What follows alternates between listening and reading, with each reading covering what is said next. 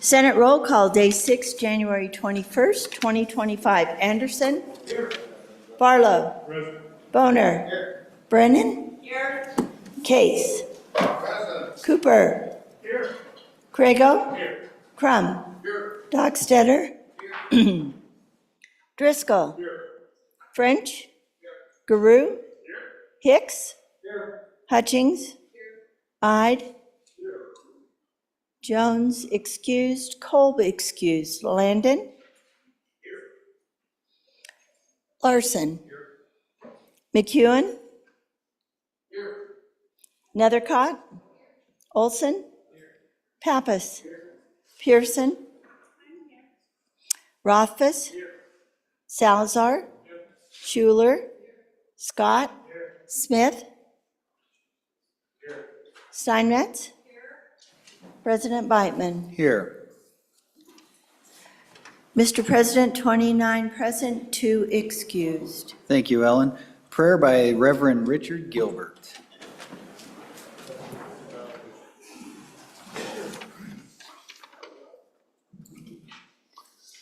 May we pray. Gracious God of purposeful direction and eternal light, be pleased to hear our prayer from this Senate chamber. We would be what the North Star is to the mariner at sea.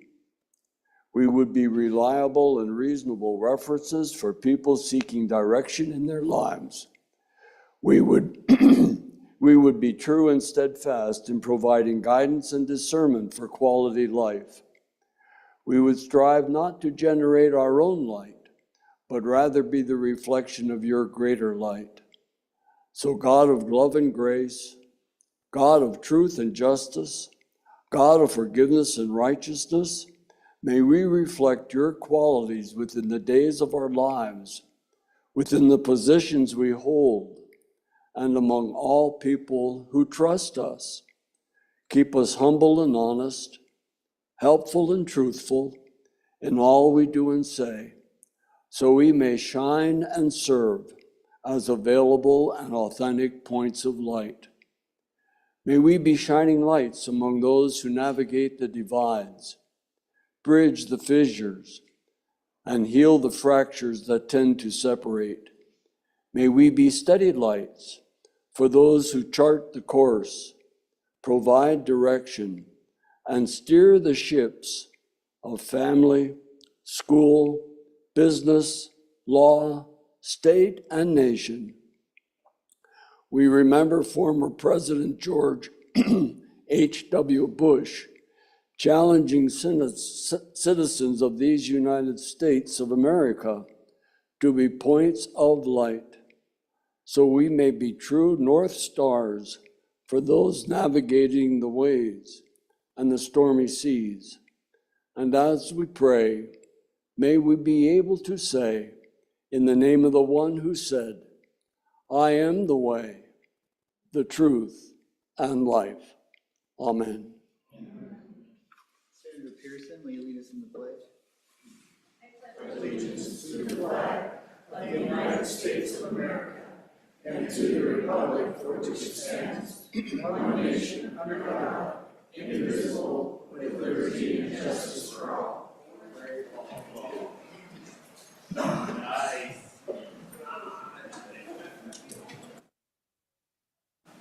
Reading and correction and approval of journal. Will the reading clerk please read the journal committee reports? Mr. President, your journal committee reports that the Journal of January 20, 2025 has been read and recommends that it be approved. Senator Crum, Chairman. Are there any objections? Being none, the report is adopted. New business. There is no doctor of the day and or nurse of the day. Today in history, the first commercial flight of the supersonic Concorde took place on January 21st, 1976.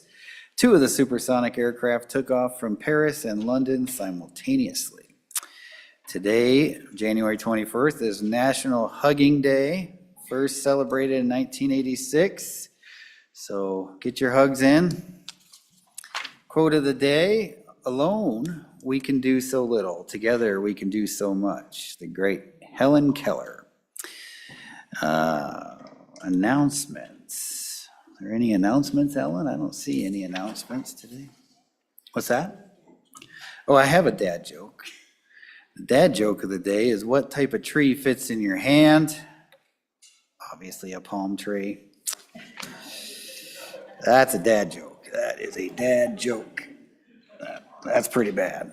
Senator Case, how many days till pitchers and catchers report? I need something to look forward to in this windy, blustery Wyoming day. Do you have any idea how close we're getting to spring training? Probably within about 2.5 weeks, Mr. President. I will find out exactly, and you know, it's been on my mind, and I'm glad you're on top of it, because we have never had a better ball player sitting in that chair than we got right now. So thank you, sir. Thank you, Looking forward Senator. to the season. We need a Senate versus House softball game or baseball game. I Yeah. think that would, Yeah. we should challenge them to that. Okay, on to business. Oh, we have a privilege of the floor. I told you to hit me with a paper airplane if I didn't see you over there. Senator Brennan. Thank you, Mr. President. Ladies and gentlemen, up in the gallery today, we have the Southeast Wyoming Builders Association and Habitat for Humanity of Laramie County. Southeast Wyoming Builders Association is a professional trade association in partnership with the National Association of Home Builders. Through strong public relations and local government affairs, the Southeast Wyoming Home Builders Association works to create favorable environment in the communities in which their members conduct business. Habitat for Humanity of Laramie County's mission is to bring people together by building homes, community, and hope. Habitat does this by providing 0% 30-year mortgages to families and individuals who otherwise wouldn't have a chance at home ownership. As a thank you for our service and dedication, they are going to be providing us Qdoba for lunch today from 11:30 to 1:30 in Capitol Rooms 53 and 54. Please help me in welcoming Southeast Wyoming Builders Association and Habitat for Humanity.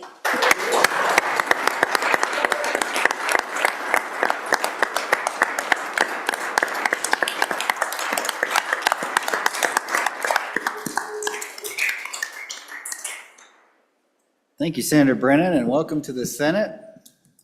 Habitat for Humanity. Introduction, reading, and reference of bills. Senate File 114, first reading of the bill. Senate File 114, Missing Persons Reporting Requirement, sponsored by Senator Landon. Senate File 114 is referred to Committee Number 1, Judiciary. Senate File 115. Senate File 115, Judicial Review of Agency Actions Limitations, sponsored by Senator Netherpott. Senate File 115 is referred to Committee Number 1, Judiciary. Senate File 116. Senate File 116, Anti-Money Laundering, sponsored by Senator Netherpott. Senate File 116 is referred to Committee Number 1, Judiciary. Senate File Number 124. Senate File 124, Illegal Immigration, Identify, Report, Detain, and Deport, sponsored by Senator Steinmetz. Senate File 124 is assigned to Committee Number 1, Judiciary. Senate File 127. Senate File 127, Administrative Rules, Legislative Review and Objection, sponsored by Senator Boner. Senate File 127 is referred to Committee Number 2, Appropriations. Senate File 61.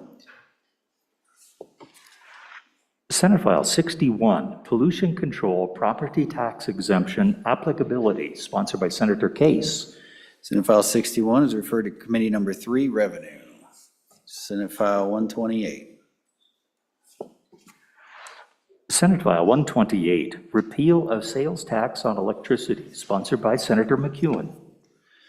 Senate File 128 is referred to Committee Number 3, Revenue. Senate File 109. Senate File 109, Open Enrollment Within Wyoming School Districts, sponsored by Senator Brennan. Senate File 109 is referred to Committee Number 4, Education. Senate File 120. Senate File 120, Wyoming Prime Act, sponsored by Senator Salazar. Senate File 120 is referred to Committee Number 5, Agriculture. Senate File 108. Senate File 108, Recreation, Safety, Agritourism, sponsored by Senator Barlow. Senate File 108 is referred to Committee Number 6, Travel. Senate File 111. Senate File 111, Net Metering Revision, sponsored by Senator Case. Senate File 111 is referred to Committee Number 7, Corporations. Senate File 45. Senate File 45, Wyoming State Guard Amendments, sponsored by Senator Larson. Senate File 45 is assigned to Committee Number 8, Transportation. Senate File 106. Senate File 106, Motor Vehicle Dealer and Manufacturer Warranty Rates, sponsored by Senator Barlow. Senate File 106 is referred to Committee Number 8, Transportation. Senate File 110. Senate File 110, Inclusion of Crossing Guards for Governmental Claims Act, sponsored by Senator Brennan. Senate File 110 is referred to Committee Number 8, Transportation. Senate File 119. Senate File 119, Expedited Professional Licensure for Military Members, sponsored by Senator Boner. Senate File 119 is referred to Committee Number 8, Transportation. Senate File 121. Senate File 121, Rodeo License Plate, sponsored by Senator Boner. Senate File 121 is referred to Committee Number 8, Transportation. Senate File 141.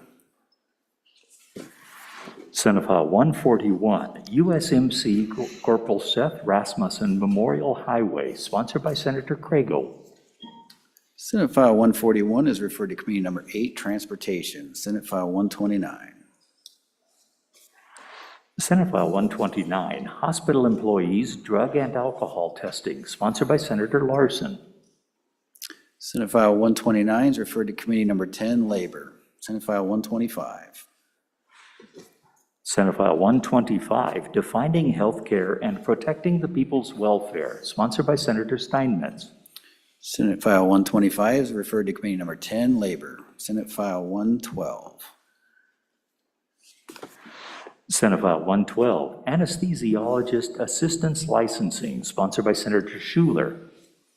Senate File 112 is assigned to Committee Number 10, Labor. Senate File 113.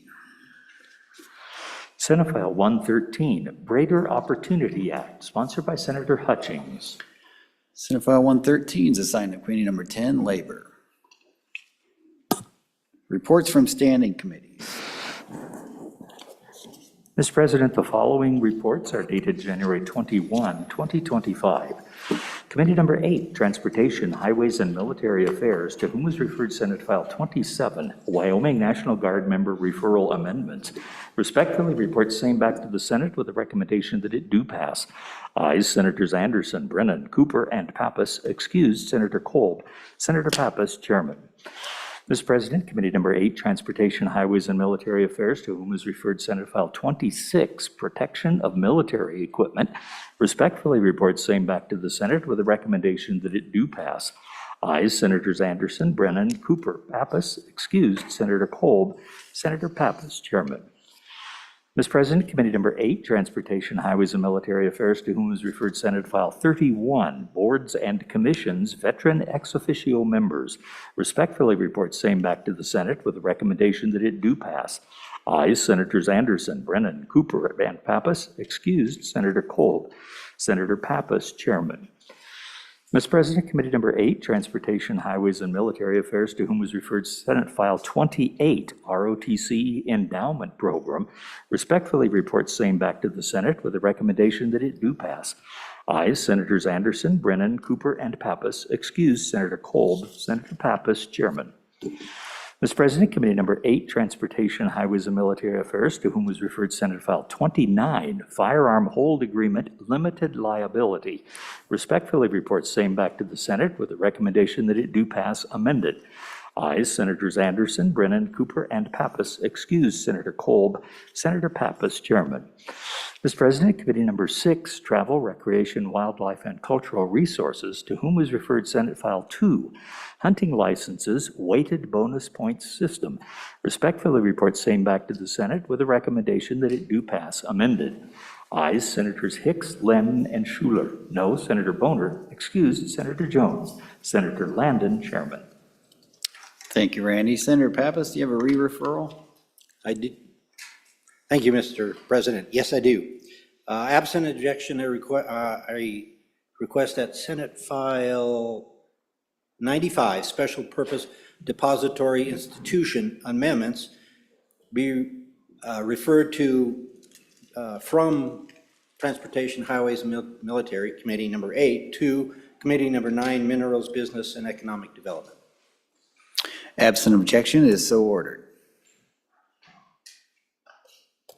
Okay, bills on second reading.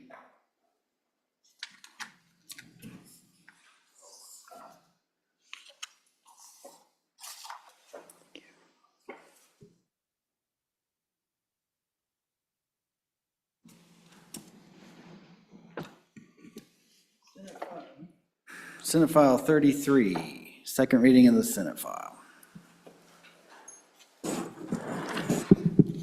Senate File 33, Non-Citizen Driver's License and ID Card Revisions. There is an amendment. Will the reading clerk read the amendment? Senate File 33, second reading amendment number 1, page 2, line 8, delete. All right. Senator Brennan. Thank you, Mr. President. I would move second reading Amendment 1 to Senate File 33 and ask for your favorable consideration.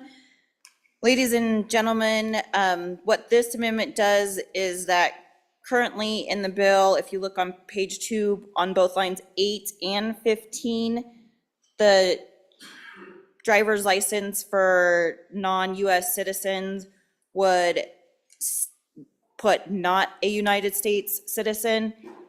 And what we heard testimony in the committee is that this is a lot of letters for them to try to format onto the driver's licenses, and it would take a lot of workaround. And if you look at your driver's license ID, there's a lot of places that have maybe some security features where we couldn't put lettering. So what this would do was shorten up the not a United States citizen and put not US, essentially signifying the same thing, but making it easier to make that change on a driver's license. So I would just ask that you vote aye on this amendment. Any discussion? Question being called. All those in favor say aye. Aye. All those opposed? That amendment has been adopted.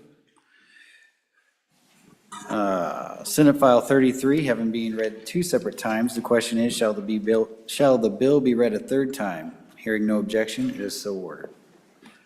Senate File 38, second reading of the Senate file. Senate File 38, Performance Compensation Investment Performance Amendment.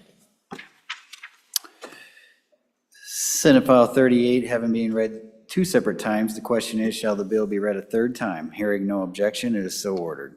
Senate File 44, second reading of the Senate file. Senate File 44, Fairness in Sports, Intercollegiate Athletics. There is an amendment. Will the reading clerk read the amendment? Senate File 44, second reading amendment number 1, page 3, line 23, after. Senator Scott. Mr. President, I move adoption of this amendment. Mr. President, yesterday in Committee of the Whole, and this is the bill on the sports fairness, and yesterday in Committee of the Whole, one of our members that has a lot of experience with the age groups involved in this said that we needed a little balance in the standard provision that you can't retaliate, and this provides that balance, Mr. Chairman, because that rang true to a number of us. And we're essentially saying being clear that an educational institution can discipline a student or an employee if they make a false report. And so that provides the necessary balance, Mr. President, and I would urge adoption of the amendment. Thank you, Senator. Any discussion on the amendment? Any discussion? Hearing none. All those in favor of the motion, say aye. Aye. All those opposed? The amendment's been adopted. Senate File 44, having been read 2 separate times, the question is, shall the bill be read a 3rd time? Hearing no objection, it is so ordered. Senate File 53, second reading of the Senate file. Senate File 53, Trademarks and Trade Names, Administrative Cancellation. There is an amendment. Will the reading clerk read in the amendment? Senate File 53, second reading amendment number 1, page 3, line 8, after. Senator Nethercott. Thank you, Mr. President. I move second reading amendment number 1 to Senate File 53 and ask for your favorable consideration.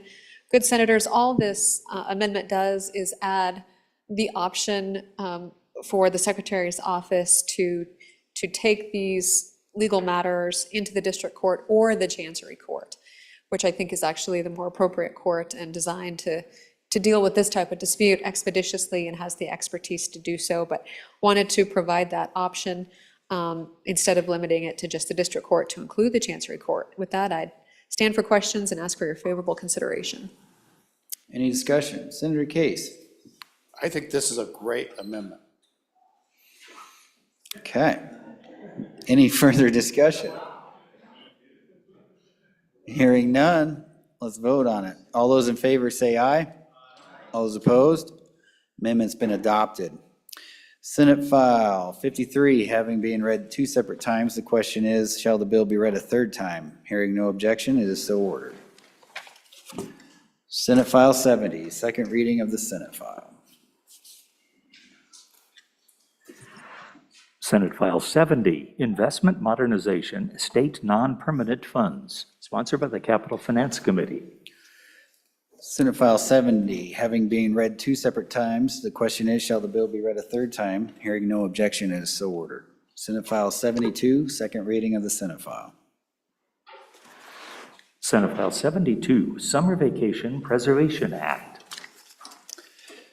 Senate File 72, having been read 2 separate times, the question is, shall the bill be read a 3rd time? Hearing no objection, it is so ordered.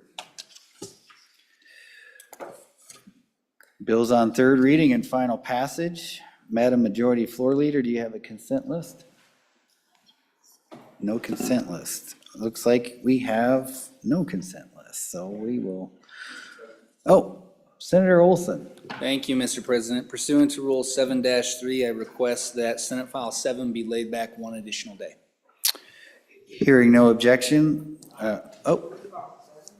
Senate File 7. Senator Case? Mr. President, that's certainly an order in our custom, but we usually read it in first. Correct. And then we do it. Let's do that. Good catch. All right.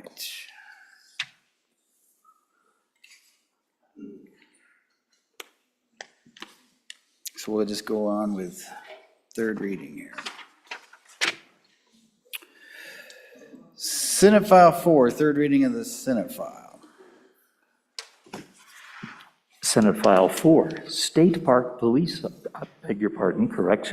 State Park Peace Officers, Definition and Scope of Authority, sponsored by the Travel Committee, an act relating to criminal procedure. There is an amendment. Will the reading clerk read the amendment? Senate File 4, 3rd reading amendment number 1, delete. Senator Nethercott. Thank you, Mr. President. I move 3rd reading amendment number 1 to Senate File 4. Good senators, and ask for your favorable consideration. Good senators, this is just a cleanup amendment, seeing how the statute and the prior amendment flow provides further clarification for the state parks officers and being consistent with the game wardens as well. So I think what's really important to understand that the state parks will be able to be called into service at the request of any other law enforcement agency within the state. that they can pursue law violators within state parks that are fleeing state parks jurisdiction. They can continue to pursue those individuals, whether it be a misdemeanor crime or a felony crime. And they can also take action if they observe a felony being committed that does include serious bodily injury or doesn't. So they are able to intervene if they are observing a felony occurring in their presence at that time. So, good senators, that's just it's a cleanup to provide further clarity and eliminate some redundant language from the amendment and their authorized abilities under the bill. So with that, I'm happy to stand for questions. Any discussion on third reading amendment number 1 to Senate File 4?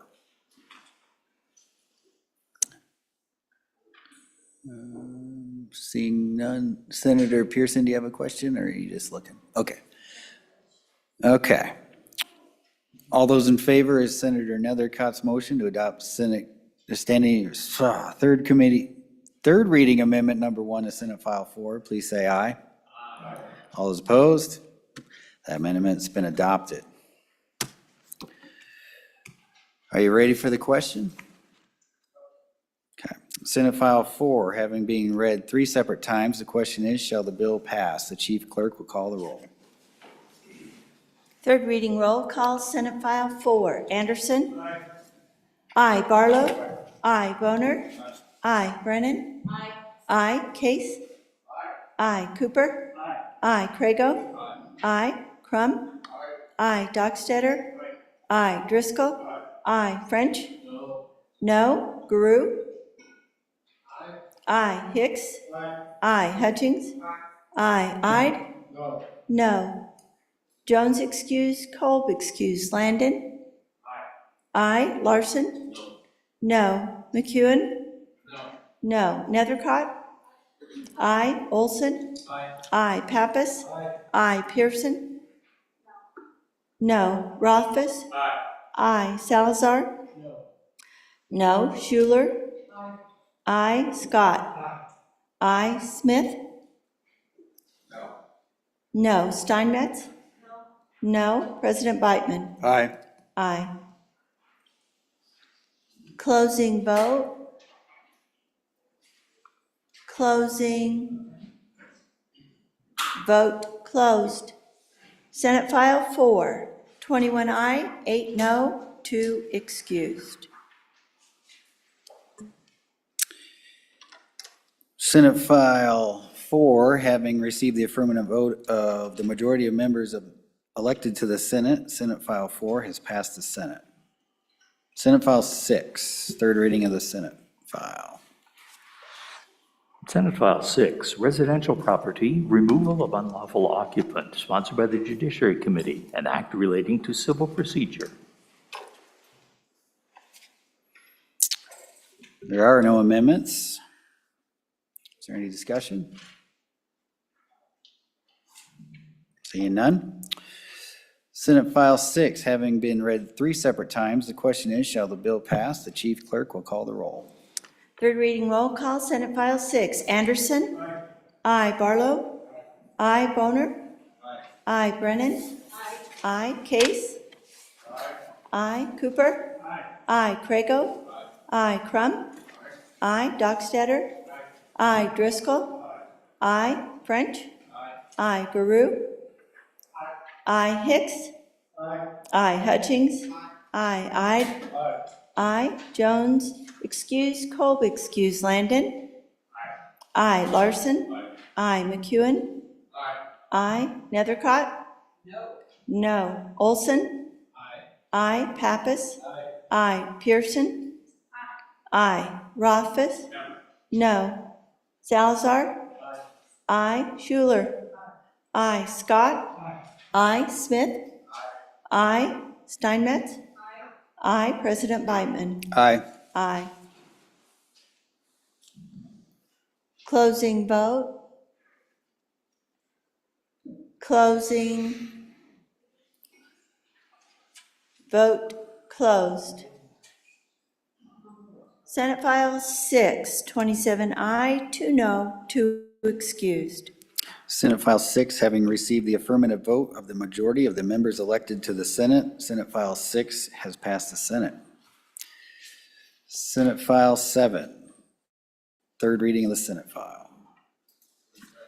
Senate File 7, Protection Order Amendments, sponsored by the Judiciary Committee, an act relating to stalking, sexual assault, and domestic violence protection orders.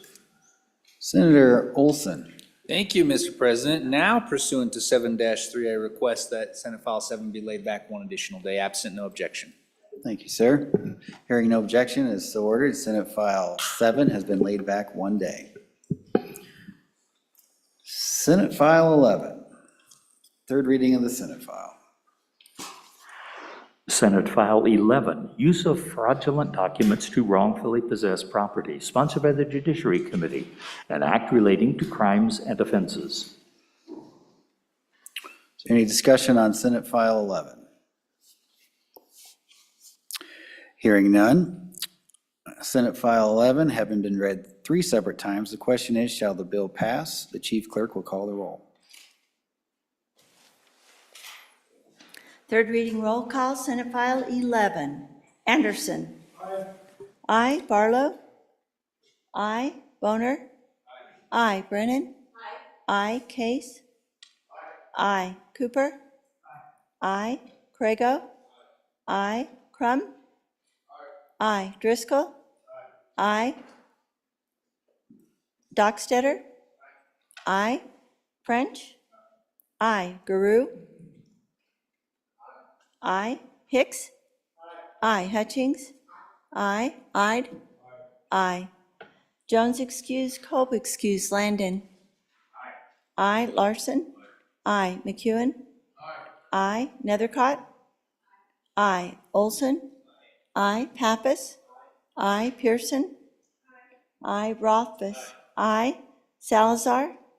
Aye. Schuler. Aye. Scott. Aye. Smith.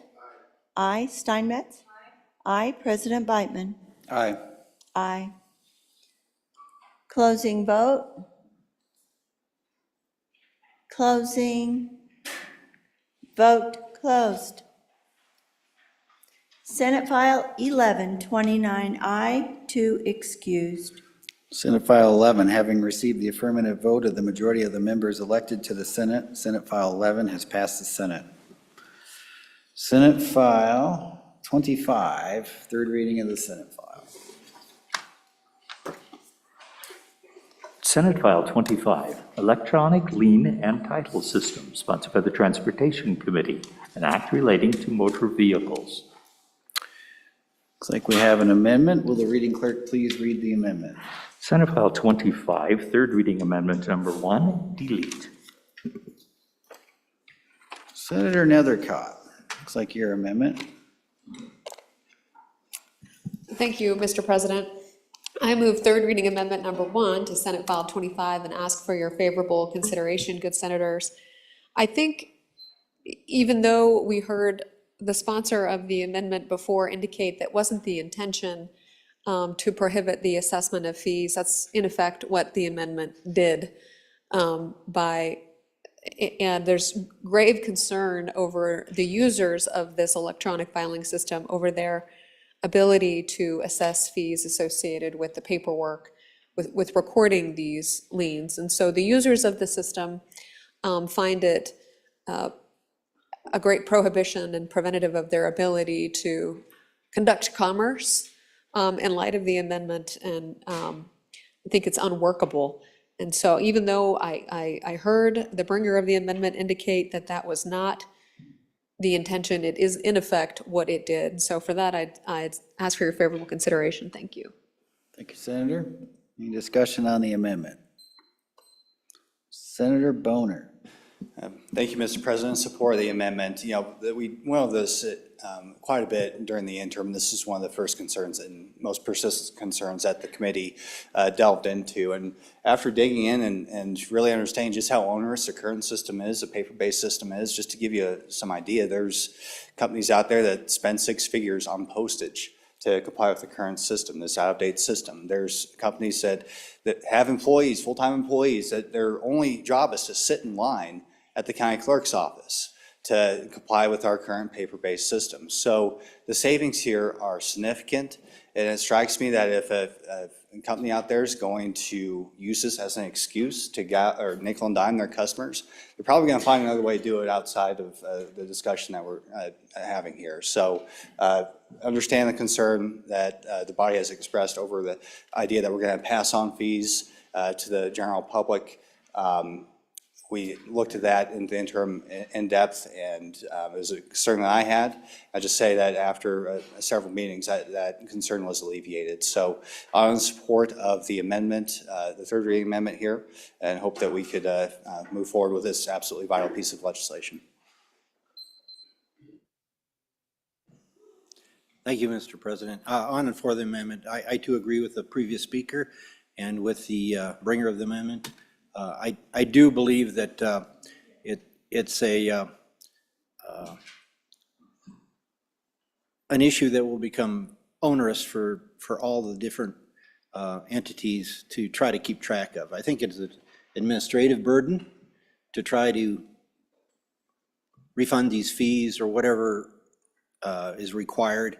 And I certainly don't think it's necessary that we require this of the lenders and the vehicle dealers and all those who are going to be using this system to make it more efficient. I do believe that we need to come, into the 21st century and become electronic in this way. Someday, we may all be that way. However, this particular effort will help those who are dealing with the onerous duty of, as the previous speaker said, mailing all of these things out and creating all those inefficiencies in liens and titles. So I agree that striking the amendment would be the best thing to do, and let's not make these dealers and institutions require that additional administrative burden. Thank you. Thank you, Senator. Senator Ralphus. Thank you, Mr. President. Mr. President, on and against the amendment. I don't know how we can have it both ways. I don't know how we can hear that the current system is onerous, inefficient, costs tremendous amounts of money to mail out this horrible paperwork. I believe all of that. When I hear that, that rings true. A traditional paper filing system is going to be inefficient. It's going to be expensive. It's going to be human capital intensive just to operate it. So the request is, let's all use an electronic lien filing system. That's reasonable. That's the bill. That's a good bill. Move forward, embrace some technology, save money, save time.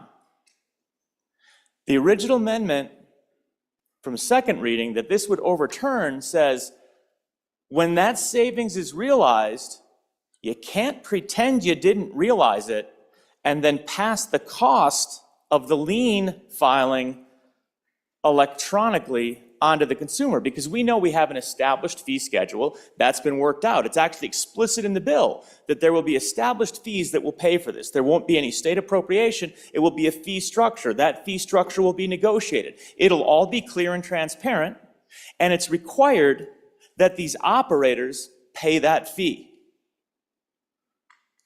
The original amendment simply said, you don't get to pass it on and say, here's a $25 electronic lien filing fee, because there's a net savings. And we all know what typically happens in these. We pay the convenience fee. Everybody in here looks at that piece of paper you've got in front of you and you see convenience fee, $3. And you think, didn't I make your life easier? Didn't I save money for you with that $3 convenience fee? The answer is yes. You saved money for the company, but they passed the full fee on to you and kept additional profits.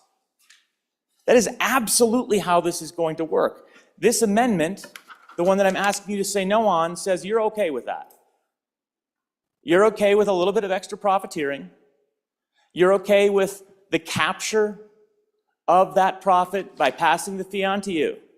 If we pass this, a year from now, someone in this chamber, someone in these halls, Mr. President, is going to see that convenience fee. $25 for that electronic lien filing fee, and you're going to remember this moment, you're going to be like, oh, we shouldn't have passed that amendment.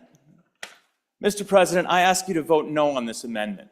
This is not an onerous challenge for companies that have been dealing with a paper lien filing system for years, that are going to be moving on to the simplicity of an electronic filing system with transparently negotiated fees, where instead of them putting convenience fee $25, they just pay it internally.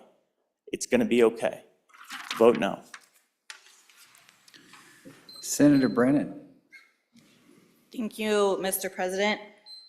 I would ask us to please adopt this amendment and vote aye. There's private businesses and industries that this is going to affect, and I do not believe that we should be dictating everything that they do. Consumers are going to vote with their feet. They will go to where they can get the best price. Thus, I think the markets will work themselves out on this one. Senator Scott. Mr. President, I rise to urge us to vote against this amendment. Mr. President, let's look at how it's going to work as a practical matter. What's happening, you're buying a large piece of equipment here that's affected by this. You're going to look at the bottom line price that you get, and you make your decision based on that. And then they'll often say, and there'll be some plus additional fees that are required. And you wind up getting stuck for the fee that they had to pay to save the money. If the amendment that we adopted yesterday stays, that they won't be able to do that. If there were to be a net cost, they would recover it, or a net savings. They will recover it in the cost that they charge for the item as a whole, and there won't be this afterthought add-on that everybody's going to get stuck with. So I think we are perfectly safe with the second reading amendment, and I think it will save money, Mr. Chairman, and prevent a little accidental or not so accidental profiteering in this particular area. So I don't think it's onerous or anything, Mr. Chairman. I urge us to defeat this amendment. Thank you, Senator Scott. Wait for the second time. Senator Boner, for your second time. Thank you, Mr. President. I think that, we had some good discussion here, and I agree with my colleague from here in our capital city. This is very much, there's lots of choice in this area that, you don't have to go to a particular car dealer or this or the other company that's involved with all of this discussion. And I agree with my colleague from Laramie as well, that, maybe this will show up not as if this is true and that somebody's going to nickel and dime their customers. Yeah, well, maybe it's a convenience fee instead of dealing exactly with this piece of legislation. I think our ability to actually affect the change that we're attempting to accomplish with the second reading amendment is very limited. If they can call it whatever they want, we're very familiar with the idea of add-on fees. You see it all over, everywhere we go, from booking an airline ticket to getting a short-term rental in a town you're staying. There's even been discussion about stopping similar behavior at the federal level. I just think there's too many easy workarounds. Once again, if there's going to be a company or a group of people that's going to want to nickel and dime their customers, that's probably going to happen regardless of how we vote here today. So I think that this amendment is good. The second reading amendment unnecessarily complicated the bill. I urge you to vote yes on the third reading amendment. Thank you, Senator Boner. Anybody else before the sponsor of the amendment? Senator Ide, I guess. Thank For you, your first time. Mr. President. Just to be clear, could you restate what exactly we're voting on here on the second reading amendment, just so I understand, whether I agree with it or not? If that could be explained one more time, thank you. That's okay. Yes. I was making sure Senator Guru didn't have anything to say. Senator Nethercott, why don't you bring us home? And Thank you, Mr. President. So the second reading amendment from the senator from the ivory tower, that amendment prohibited the users of the filing system from passing on fees to their customers for usage of the online system. The third reading amendment brought to you by this senator repeals that amendment that passed yesterday. Why do I propose repealing that prohibition, that legislative prohibition on private business, which is not something that we tend to do here for those of us that like small government and a free market economy and people to choose the right of their, to whom they buy vehicles from and other things. All of those principles are good and well. But let's go back and say, who is using the system? And who is benefiting from it? And so when we go and we look at the bill, page 2, lines 20 through the following page, the department may contract with one or more vendors to develop, implement, and provide ongoing administration of the electronic lien and title systems required under this subsection. The vendors may charge a transaction fee for each transaction provided through the electronic lien and title systems to recover the vendor's costs associated with the development, implementation, and ongoing administration of the ongoing electronic lien title systems. The vendor shall charge any fees under this subsection to the state or counties. So this amazing electronic system, which really will make everyone's lives easier, both from the consumer to the businesses who use them and the governments who administer them, it still has to be paid for. And these systems are very expensive and they need to be very secure as they're prone to hacking. They need to be maintained and incredibly expensive. And so who pays? Do you want government to pay? Well, we are. We're taking the responsibility. Then we're passing that on to be paid for by the businesses who are issuing these liens. And those businesses, in turn, can't afford to bear the full brunt of our online system that we are subjecting them to. Now, they want this for sure, but they also want the ability to share that expense with their consumers, of whom they're doing business with as well. Just as they already pass on the fee for the post office mail, for the other prolonged services that are less convenient and less efficient.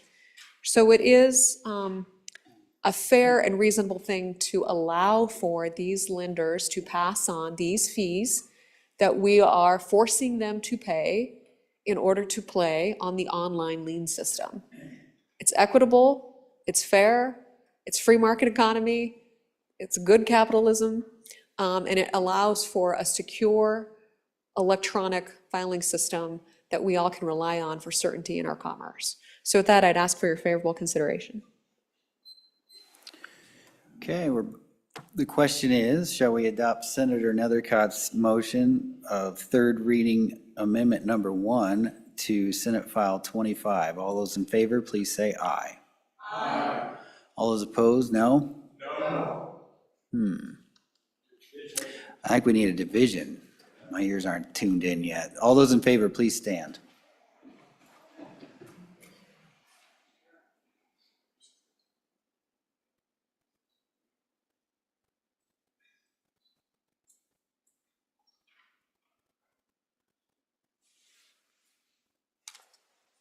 Yes.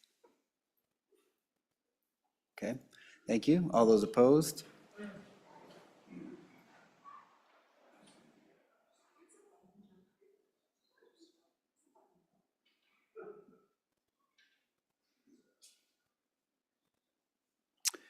Eighteen ayes, 11 noes. The amendment has been adopted. Any further discussion on the bill? Senate File 25. Okay. Senate File 25 having been read 3 separate times, the question is, shall the bill pass? The chief clerk will call the roll. Third reading roll call, Senate File 25, Anderson. Aye. Barlow. Aye. Boner. Aye. Brennan. Aye. Case. Aye. Cooper. Aye. Crago. Aye. Crum. Aye. Dockstetter. Aye. Driscoll. Aye. French. Aye. Guru. Aye. Hicks. Aye. Hutchings. No. Ayed. Aye. Jones excused. Kolb excused. Landon. Aye. Larson. Aye. McEwen. Aye. Nethercott. Aye. Olson. Aye. Pappas. Aye. Pearson. Aye. Rothfuss. Aye. Salazar. Aye. Schuler. Aye. Scott. Aye. Smith. Aye. Steinmetz. Aye. President Beitman. Aye. Aye. Closing vote. Closing. Vote closed. Senate File 25, 28 aye, 1 no, 2 excused. Senate File 25, having received this affirmative vote of the majority of the members elected to the Senate, Senate File 25 is passed to Senate. Senate File 40, third reading of the Senate file. Senate File 40, zoning protest petition amendment sponsored by the Appropriations Committee, an act relating to cities and towns. There are amendments. Will the reading clerk please read in the amendments? Senate File 40, third reading amendment number 1, page 1, line 7, after. All right, we'll take the first one. Senator Smith, looks like you have a third reading amendment.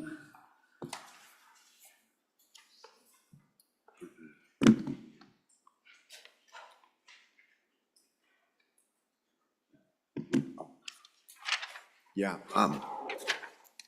thank you very much. Yeah, so bottom line is this on, I move the amendment.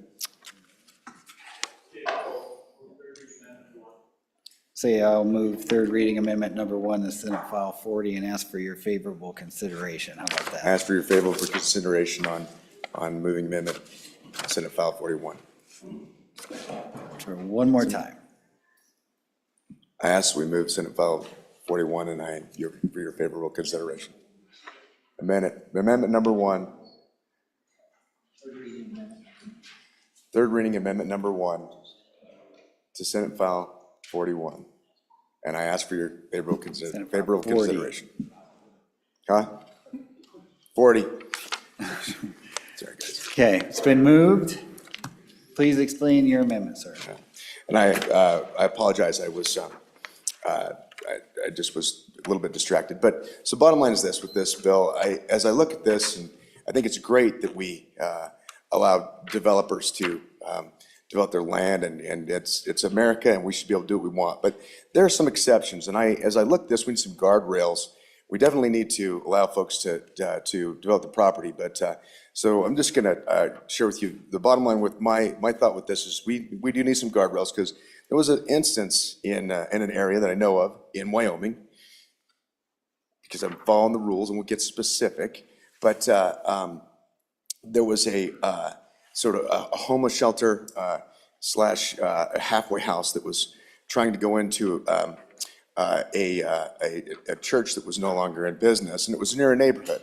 And that would have gone through had it not been for the lower threshold. And I got to thinking about it, and I would have destroyed this neighborhood.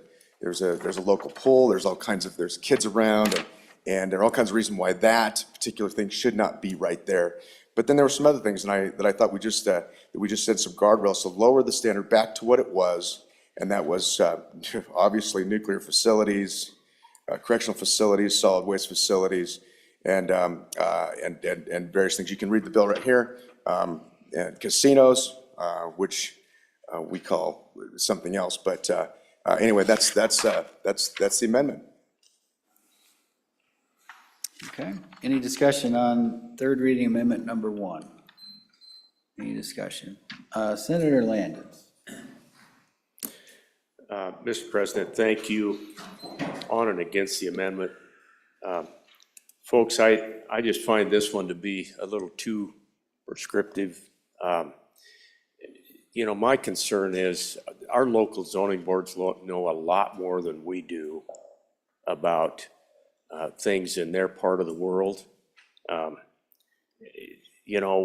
I just think it doesn't make sense for us to throw this kind of blanket over the top of everyone out there. It's interesting, about 10 days ago, I attended a public meeting up in my neck of the woods. And kind of an exciting thing. We have a business that wants to come to Wyoming. And they will actually be constructing small nuclear reactor power plants. That's what they're going to be doing. And kind of looks like, they might bring 80 folks with them as a workforce, all the way up to, in the next 6 to 8 years, they anticipate maybe growing that business to 200 to 250 workers coming to Wyoming. I just don't think that those of us down here ought to be involved with my zoning board as to how they want to handle what they're doing up in my neck of the woods.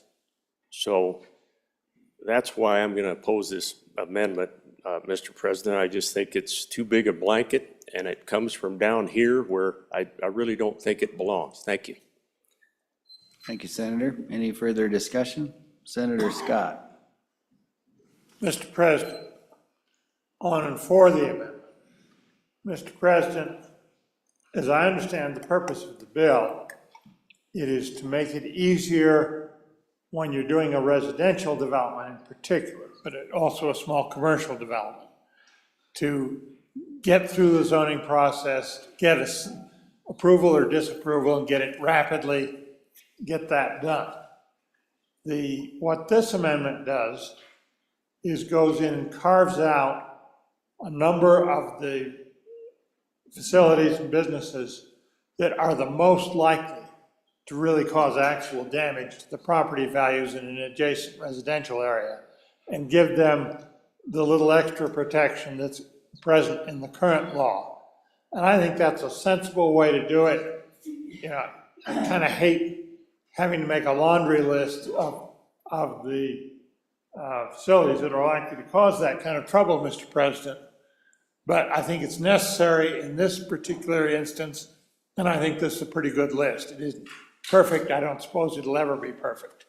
But I think it'll help make this bill work so that we achieve the purpose of the bill and still give people the ability to object to the things that might really hurt their local residential values and hurt the quality of their neighborhoods. So, Mr. President, I'm for the amendment.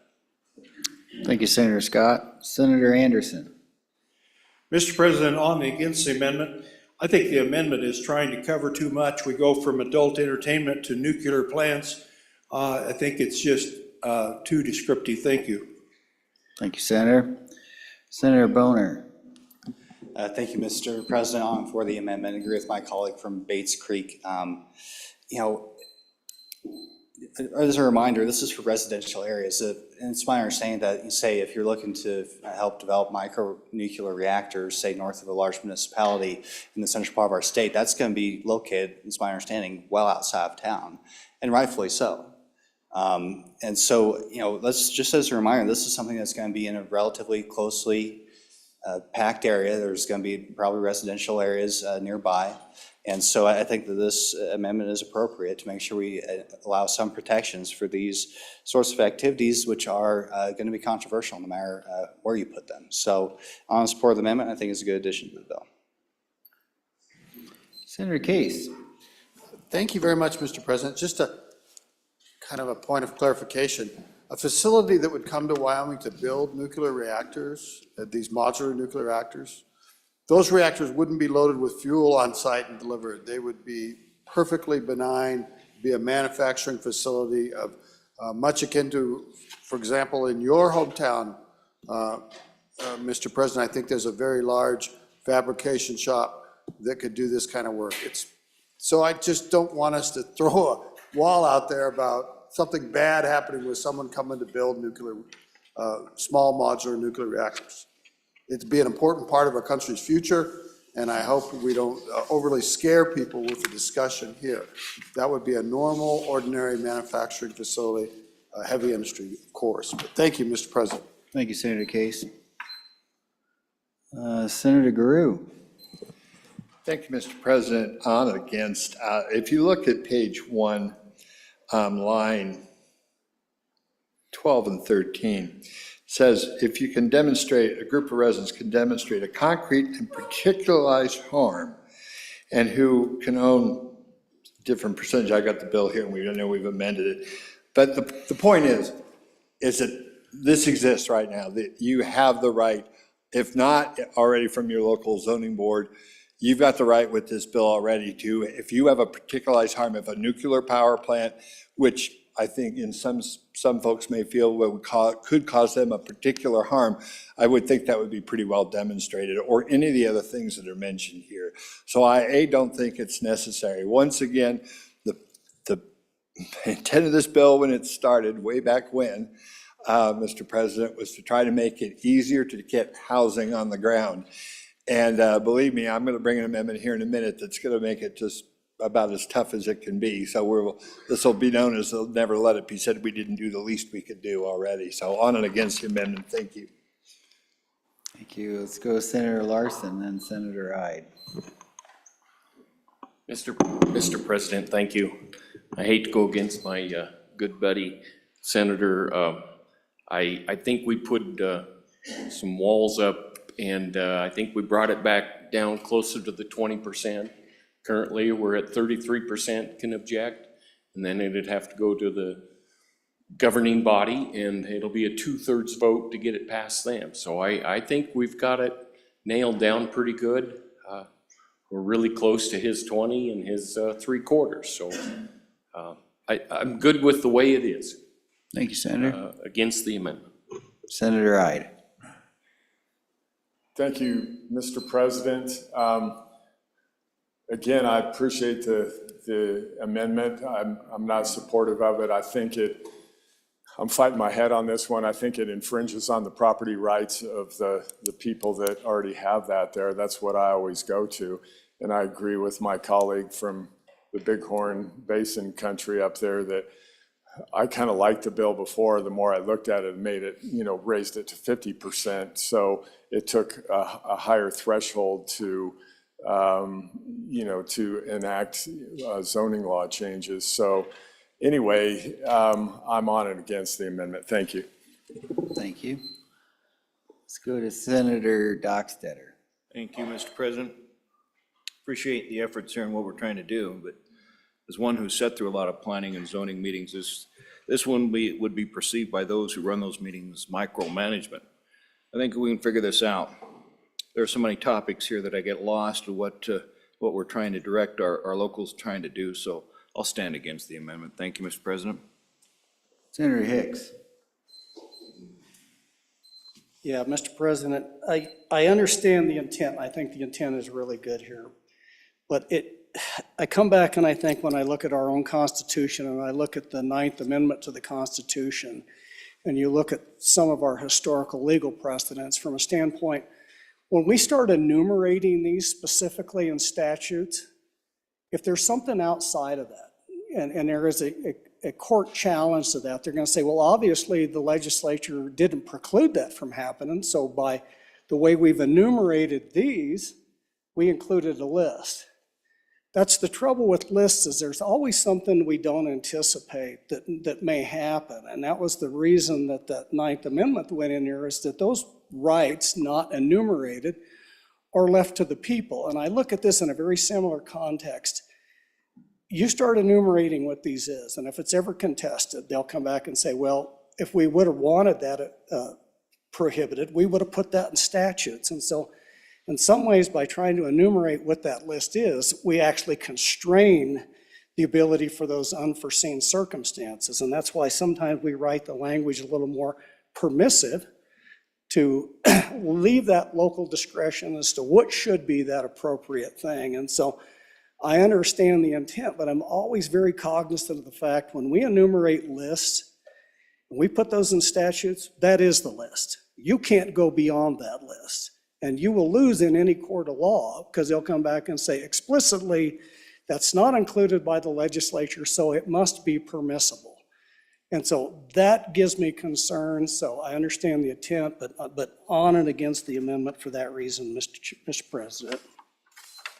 Thank you, Senator Hicks.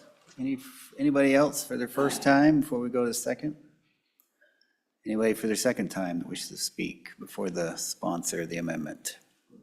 All right, Senator Smith, back to you. All right, guys, well, we lowered the standard to develop property if this bill passes. So this puts it back to the current standard for particular situations that help families protect their neighborhoods. That's the bottom line. That's what we're looking at doing here. That, like I said, that example, that halfway transitional house that would have gone into that church, and it was really close to a very important neighborhood in a community, and I'm trying to avoid that. I think that it's not draconian, and it's just carving out an exception so that we have a current standard that is the standard, period, and we're loosening that so people can develop their property. But we need some guardrails. That's the whole point of this amendment. Thank you for your consideration. Thank you. All those in favor of Senator Smith's motion to adopt third reading amendment number 1 to Senate File 40, please say aye.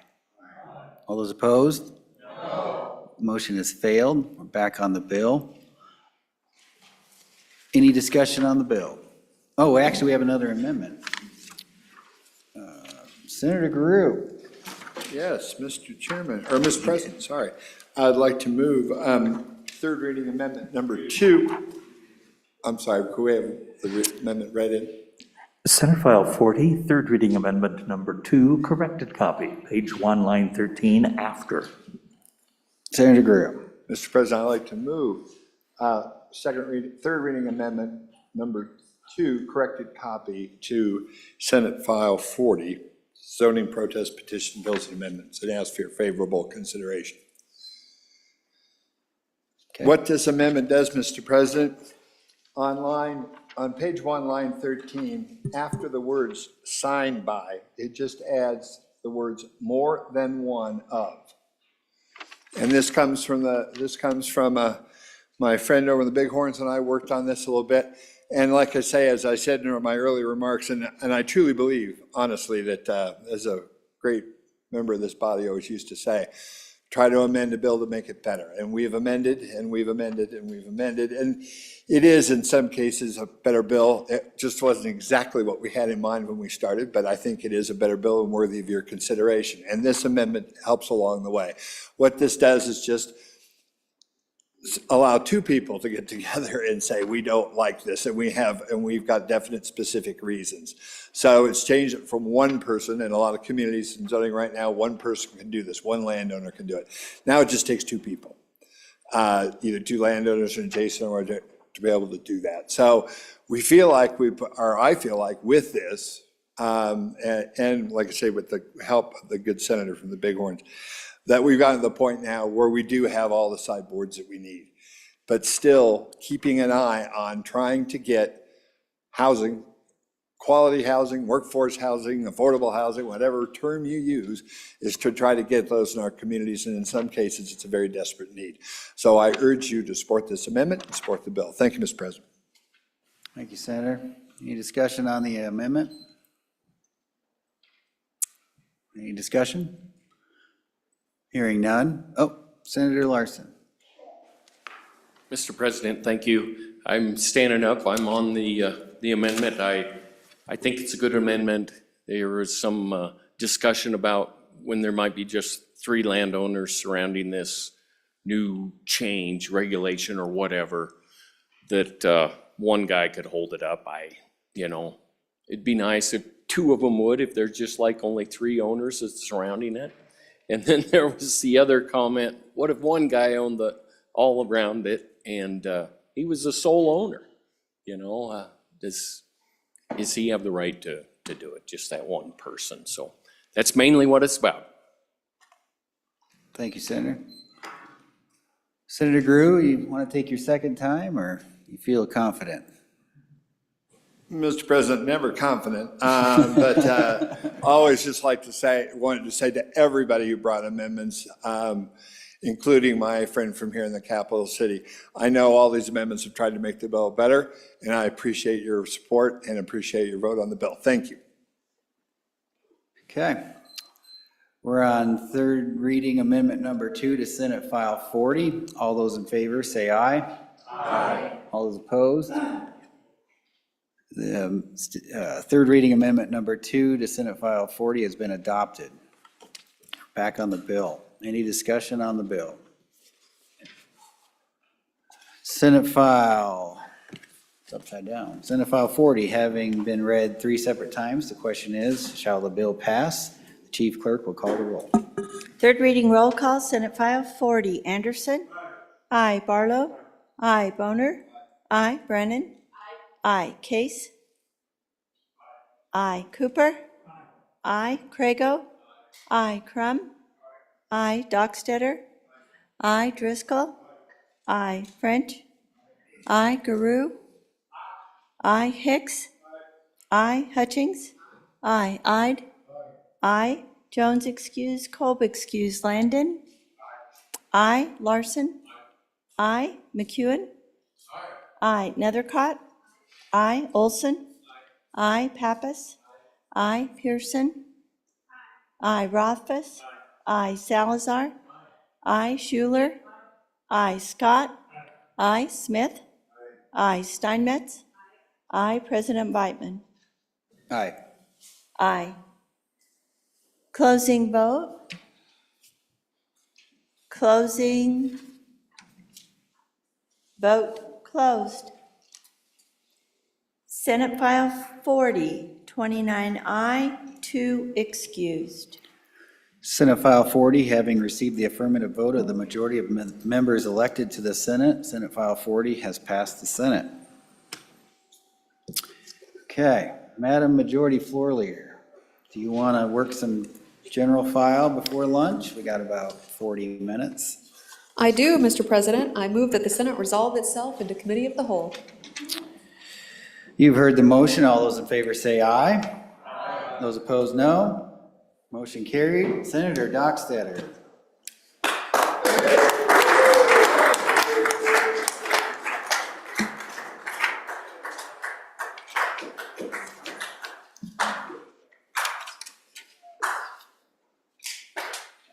Come in your chair, sir.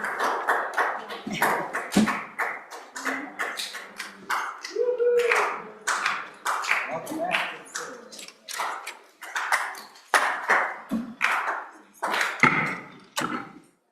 Committee of the whole, please come to order. Committee of the whole, please come to order. First bill up for consideration. Senate File 48, reading clerk, please read it in.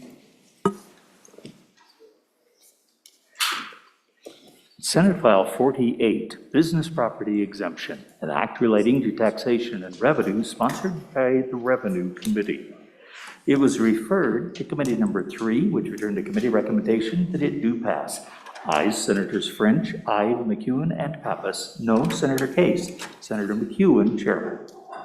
Senator McEwen. Thank you, Mr. Chairman. I move that when committee of the whole rises to report, it do so with the recommendation that Senate File 48 do pass. This bill is kind of a culmination of three sessions, as you all know. One of my biggest pet peeves and passions has been tangible personal property. And couldn't quite get rid of it completely, but I think we've worked to a point where it's more palatable. Basically, this bill simply cuts the first $50,000 worth of tangible personal property off the taxable rate. So it gives them a break on that first $50,000. It will help all the businesses, but it will really help small businesses, which kind of are the backbone of our economy. So I would urge and I vote. Thank you. Discussion on the bill. Discussion on the bill. Oh, sorry. We'll start up here with, go with you, Senator Barlow, and then we'll go back to Senator Case. Thank you, Mr. Chairman, and thanks for the opportunity to comment on this bill. I guess my query is, if we made it effectively, could it actually take place in this current taxable year for 2025? Is that an option for the implementation? So it's an implementation question about the bill. So if that could be answered at some point, that'd be appreciated. Thank you, Mr. Chairman. Senator McEwen, track your questions. Let's go back to Senator Case. Thank you very much, Mr. Chairman. I know we hate this stuff. I hate filling the forms out when we do business personal property. In fact, I'm told I'm one of the largest taxpayers in Fremont County that's not in the mineral world. And I do hate this, but it is important. These taxes support local industry. And the trouble is, once you this does it by creating an exemption for $50,000. Now, the thing is, it can be gamed. So that's per taxpayer, Mr. Chairman. So that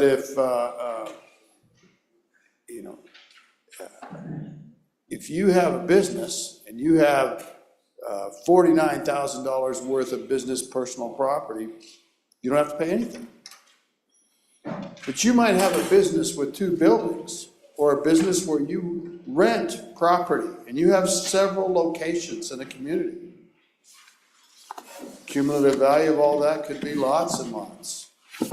But you decide for each place, you hold it with a limited liability company, and we have a tool in place that makes it very easy to do that in Wyoming.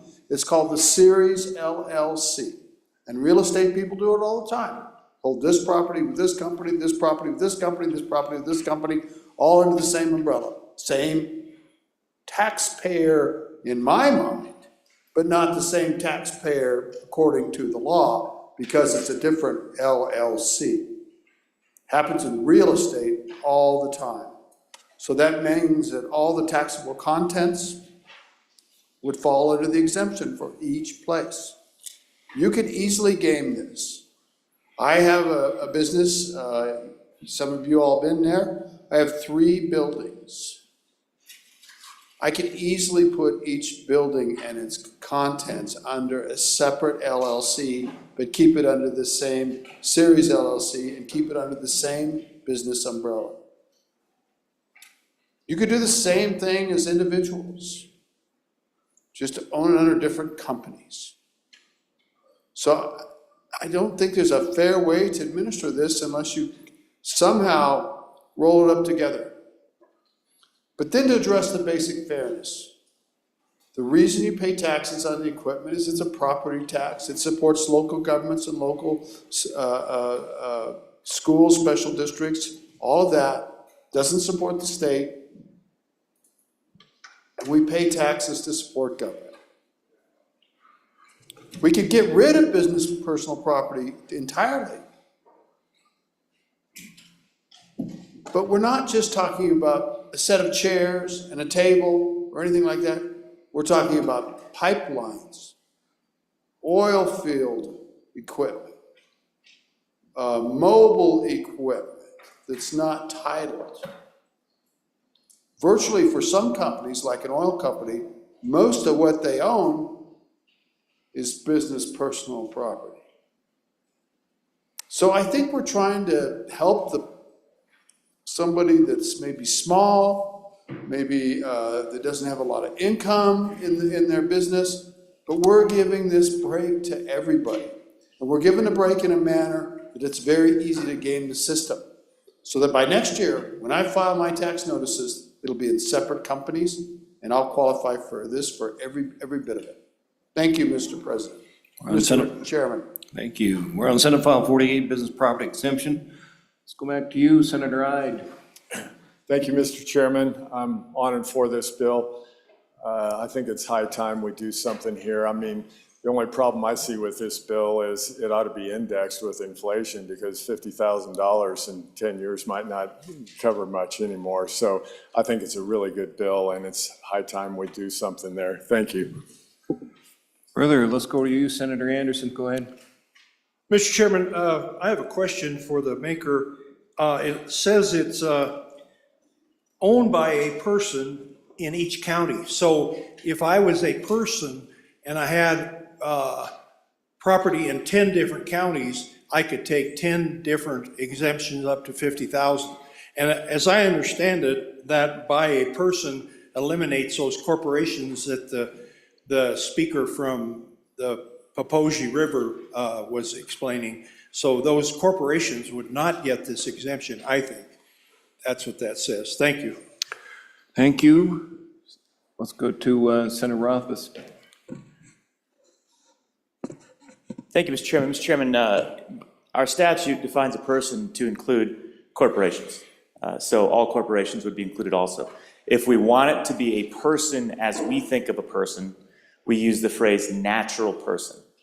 That would be an amendment away, if that's the desire. And that was actually going to be one of my questions. Was the intent for it to be a natural person, or was the intent for it to be a person which includes corporations, LLCs, and any other entity? Because I share the concerns of good senator from over in Lander, as well as the each county concept. But I did, I support this concept. I think there's a lot of good in here that we can do to simplify the process and make things easier for our small businesses.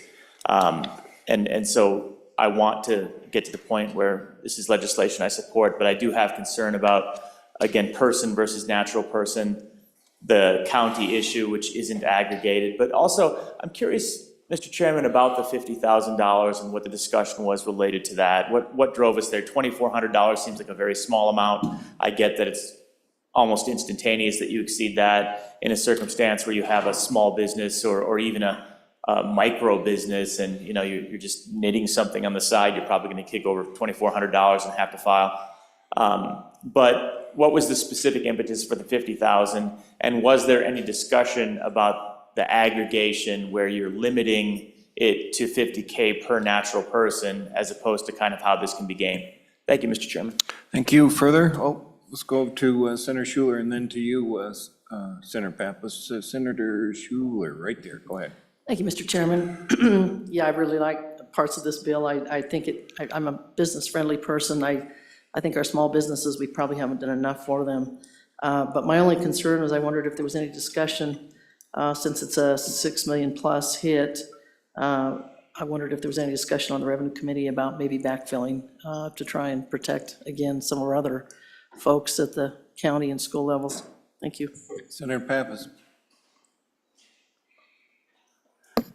Thank you, Mr. Chairman. I was a yes in committee on this. I've been paying this property tax when I had my business, every year. It was always small. I don't have a lot of, I had, as an architect, all I had was my desks, my computers, and, what have you. Didn't amount to much, but it was an administrative nightmare. And of course, I had more than $2,400, but I certainly didn't have $50,000. So I don't know where the 50,000 came from. Maybe somebody can address that. I think it was just a number. But I believe that the de minimis amount of $2,400 was low.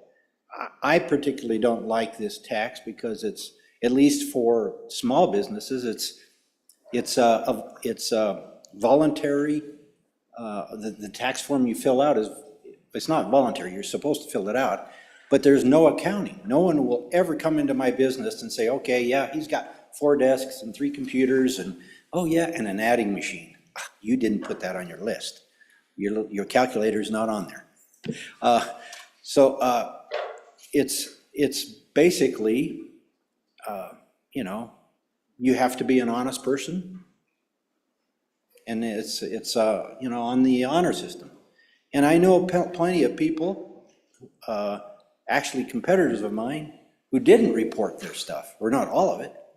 So, it made little sense to to have it so low that people just didn't want to go through the motions of trying to keep track of, there's, you know, every year you have to put on what's new, what's not new, equipment, fixtures, what was it, furniture? It was just a hassle to do it. And I don't really think that those, that amount of money from the lower portion generated a lot of fee.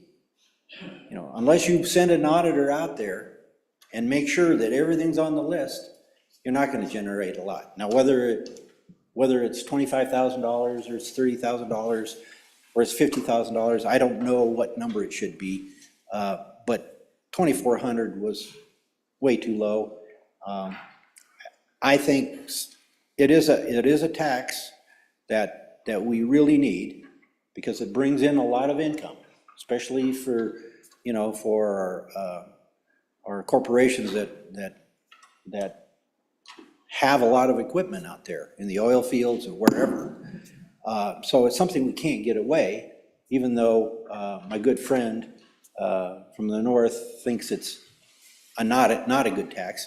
It is a tax that brings substantial income to the state. And so if we're going to get rid of it, we'll need to figure another way to raise that same amount of income. But I believe keeping it at $50,000 or whatever number you think is appropriate is actually beneficial for administrative reasons, and hopefully will keep people from, you know, not cheating, because after you get a larger amount, then the assessors will send out people to actually look at the property. But they're not gonna come to my business that's got 3 desks and 2 computers. Thank you, Mr. Chairman. On file 48, back to Senator Landon, and then we'll come up, oh, we got 2 right behind that. Senator McEwen, Chairman McEwen, I hope your writing pad's busy. Go ahead. Thank you, Mr. Chairman. I appreciate it.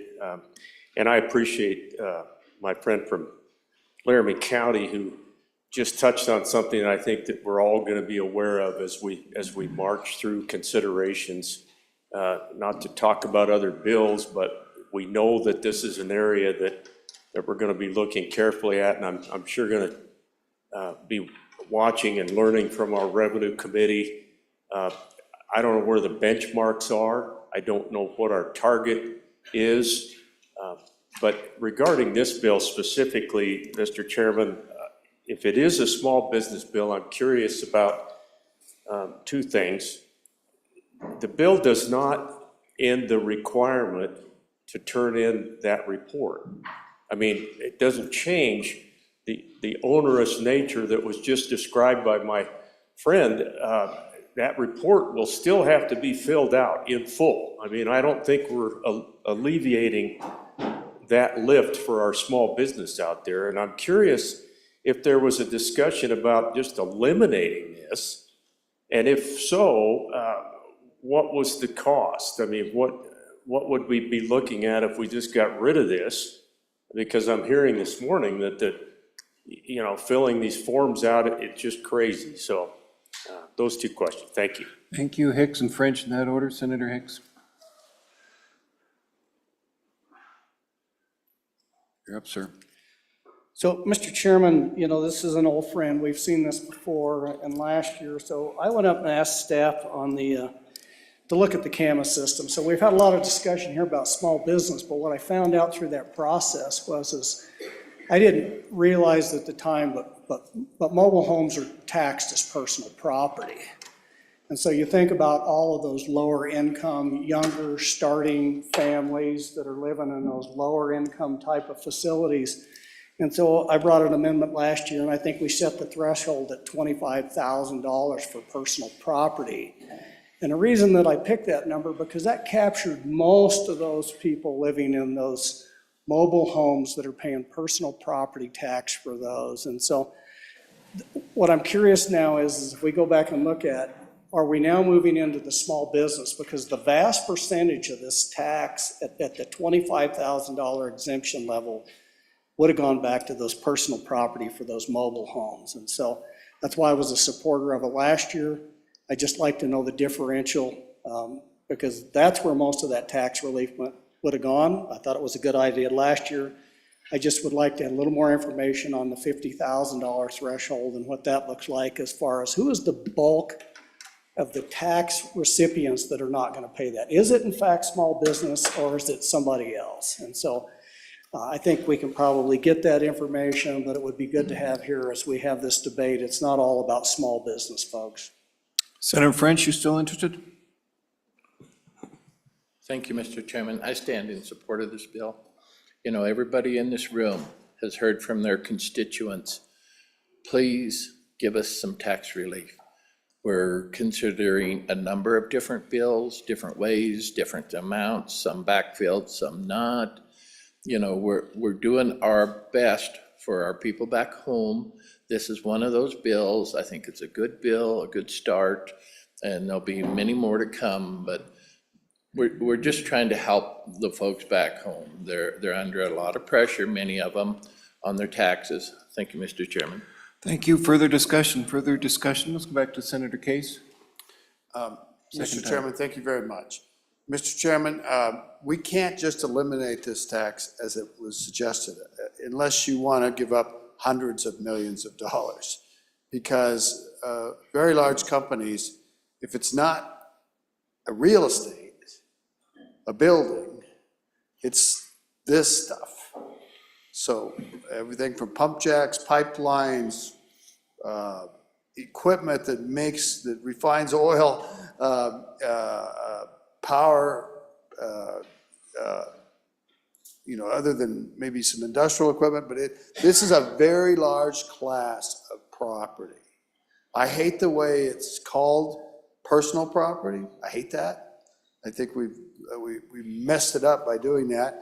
And maybe we should have different categories. Maybe we should, but just eliminating is not on the table. It would just be too big of a hit and to local governments. The issue of backfill will come up on all these. And Mr. Chairman, I hope we will think carefully about backfilling. Because what backfilling is a redistribution of money from some taxpayers to other taxpayers, dramatically different classes of taxpayers. Predominantly for the money and revenues that we have for the state of Wyoming, we all know that mineral taxes are very important, but that would be the severance tax that the state is able to avail themselves of. Ad valorem is a local tax on minerals. That goes locally. We also have, of course, sales tax revenues. We have earnings from our permanent funds, and we have other sources of funds. But those are the taxpayers that would be paying for the exemptions at the local level, from homeowners, from, not this one particularly, because this doesn't affect homeowners, because personally owned personal property is exempt, but business personal property is not. So it'd be transfers from really the mineral industry mostly and other sources to those folks. We start thinking about backfill, and we're going to get many requests for backfill, and with our local governments in town and talking about their financial woes. But when we backfill, we're kind of divorcing local decisions from local consequences, and we're redistributing money. So I hope we'll not go down the backfill route for any of this. And it'll make us have a fair assessment of whether we should be doing things like this. Thank you, Mr. Chairman. Mr. President? Thank you, Mr. Chairman. On and for the bill, it's been a big lift for us last few years to try to look at our tax structure. The taxes we have on the books, some of them are fair, some are less fair. This one is, and I'll echo the sentiments of the good chairman, this is probably the worst one we have. We've been trying to tackle this for a while, and remember, these businesses have already paid sales tax on this property that they've purchased. Now they're paying the tax for the privilege of owning it another year, and year after year after year, in the case of a famous meat grinder, possibly 30 plus years. and you're still paying taxes on that thing. And that's what we're hearing from our constituents. When is it enough? Some of us are of the mind that this is probably one of the taxes we should probably get rid of, but how do we do it? That's the question when there's hundreds of millions of dollars involved.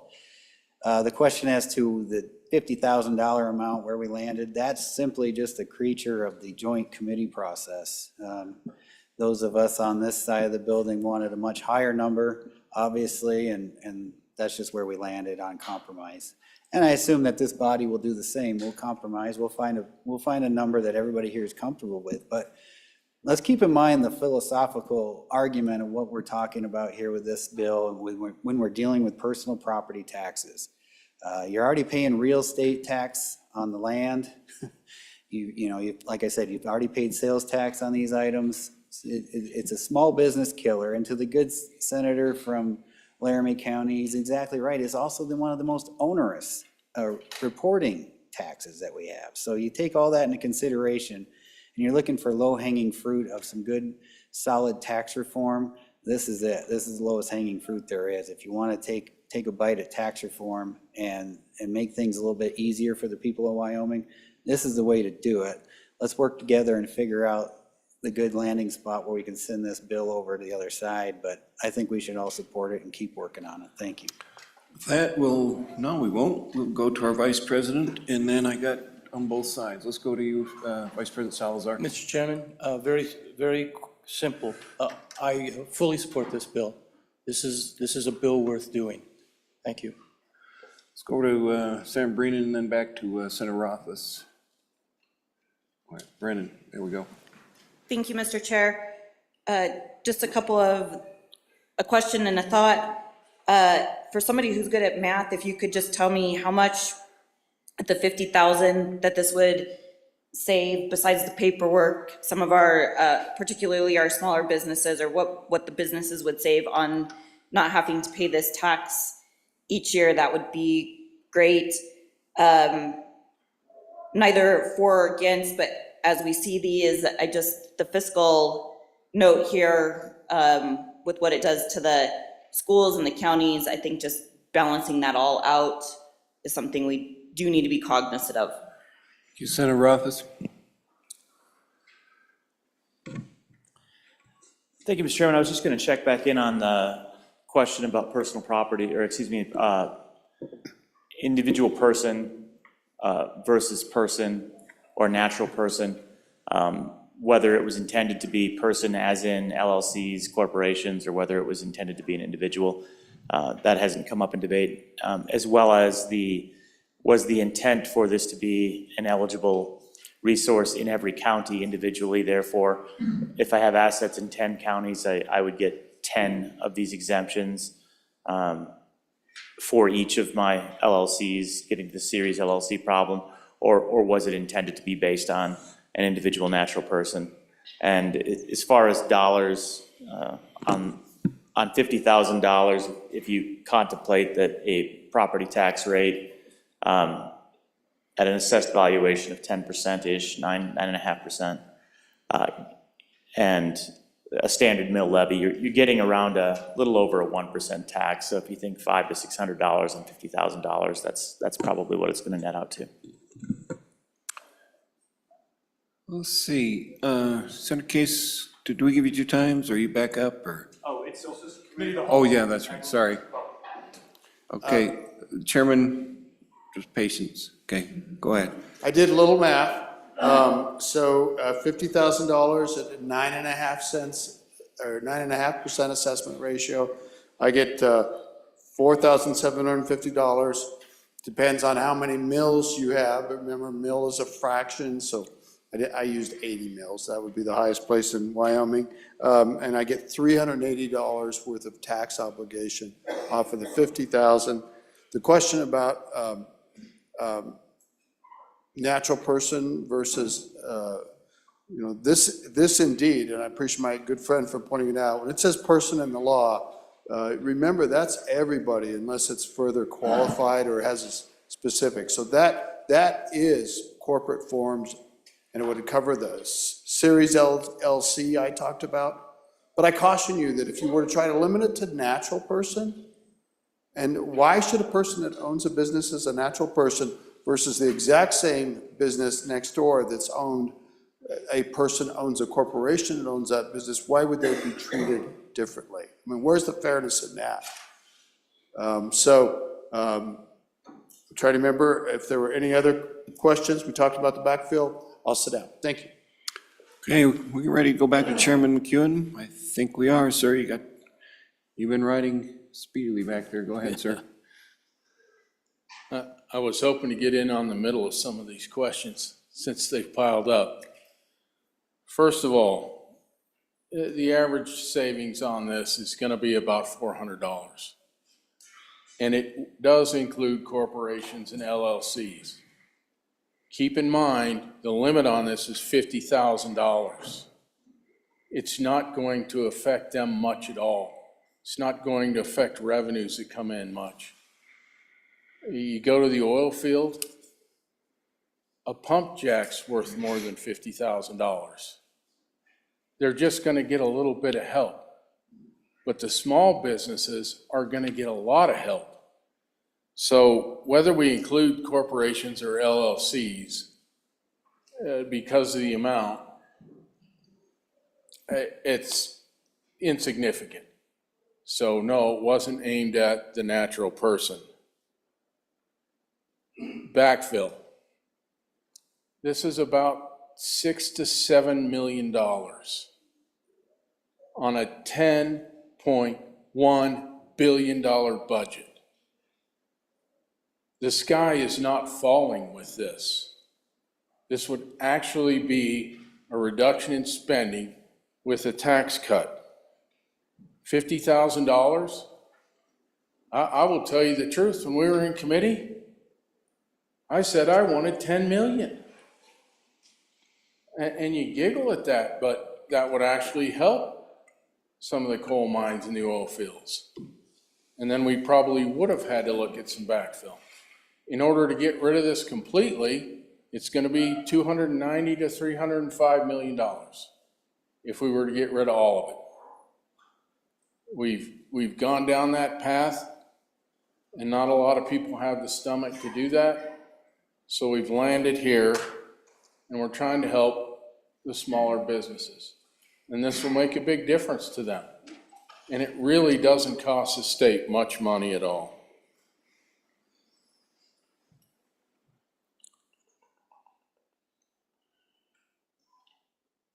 On the implementation date, I am going to say 95% sure we could change that implementation date to this year.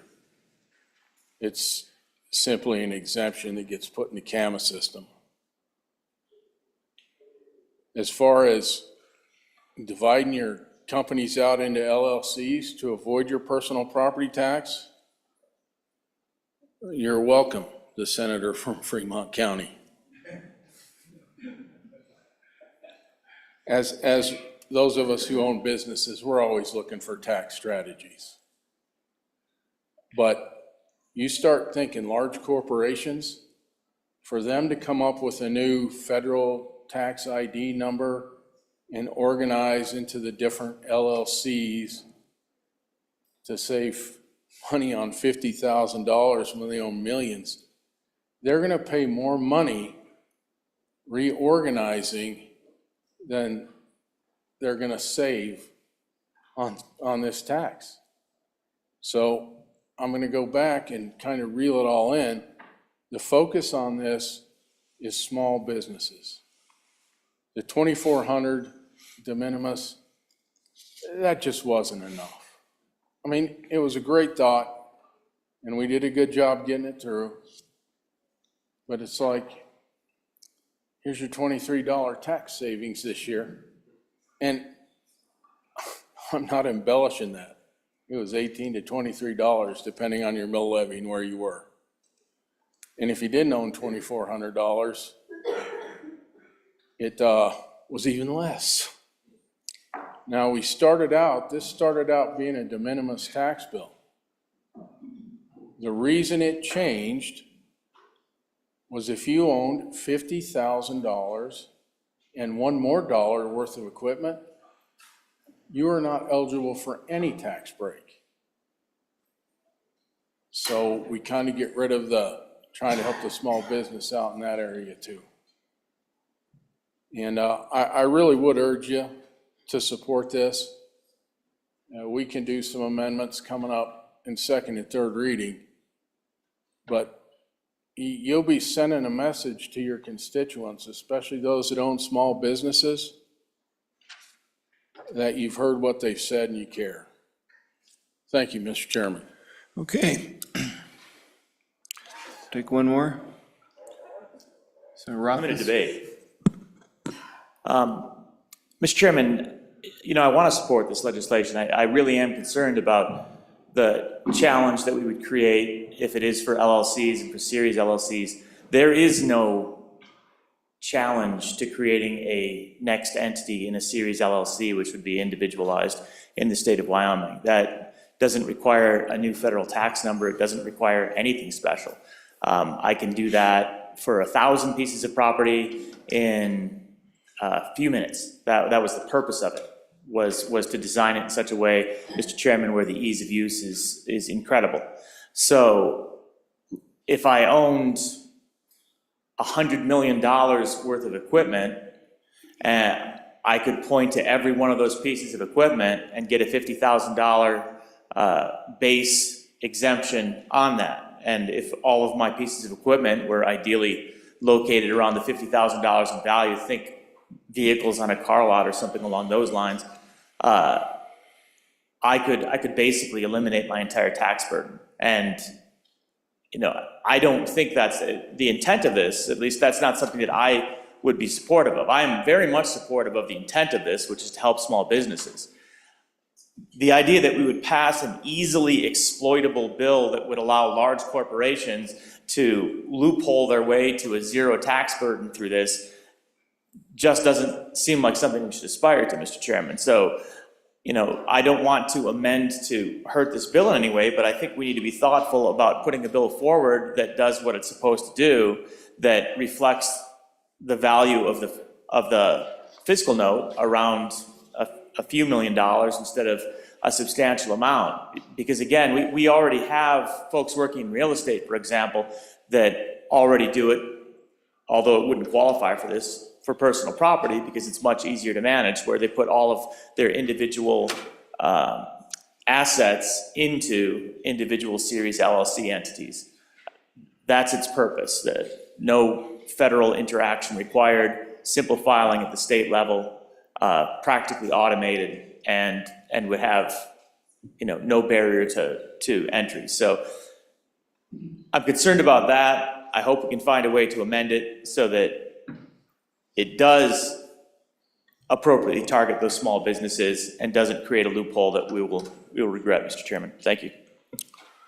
Any further? Oh, Senator Barlow?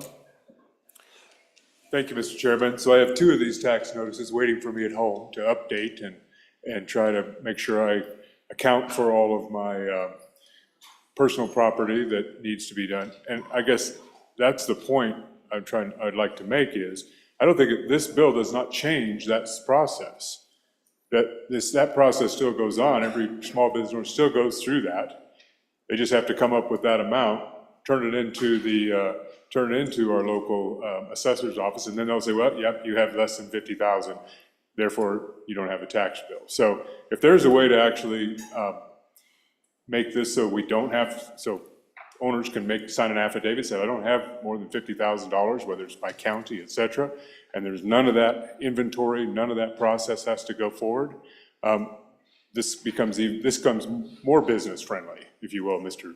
Chairman. So give that some thought, and I'll do some looking at it too and see if there's a place we can put that in as well. Thank you, Mr. Chairman. Madam Floor Leader. Thank you, Mr. Chairman. Good Senators, as your majority leader, this point of inquiry for the Mr. Chairman. We've spent an hour debating this bill. The bills are coming through, and so I just want to remind the senators, this debate is good, and I believe in good, strong debate. We've done excellent debate the last few days. Important to start being maybe more mindful about the time that we have. Not quite as big of a luxury as we had last week. We stayed until 6 as a result of the rules last night, but be mindful, we've been debating this bill for an hour. We're going to do one more bill before we break for lunch. Be very considerate of everyone's time. If you're not adding to the conversation or adding a question, sharing your opinions probably isn't necessary. You can do that through your vote. Thank you, Mr. Chairman. Okay, we've heard from the floor leader. Chairman McCune, you want to do any type of wrap up? In respect for the chair, go ahead. Thank you, Mr. Chairman. It's a great place to start with this, once again. And I would ask for your aye vote, and we'll move it forward. And if this one piqued your interest, wait till you see the next one. All right. Thank you, Mr. Chairman. Did hear a question in there. All those in favor of Senator McCune's motion that when the committee of the whole rises to report, that to do so with a favorable recommendation of Senate File 48, business property exemption. All those in favor say aye. Aye. Opposed, nay. Ayes have it. Madam Floor Leader, keep going. Okay, Senator Landon. Mr. Chairman, may I have privilege of the floor? Please do. Thank you, Mr. Chairman. I just wanted to share some information so that all of you are aware that one of our new representatives down the hall has had to leave for some emergency surgery and looks like he will be out for the session. Apparently, Representative Riggins went in for a stress test and it wasn't good. And so anyway, I hope everybody will keep him and his family in mind. And he's one of our Natrona County brothers. And so we're wishing him the best and just wanted you to know about it. Thank you, Mr. Chairman. Appreciate you keeping us informed. Let's go to the Vice President, then to Senator Case. Senator Case? No? I ask that we stand and offer a moment of silence for the safe recovery of our colleague down the hall. Thank you.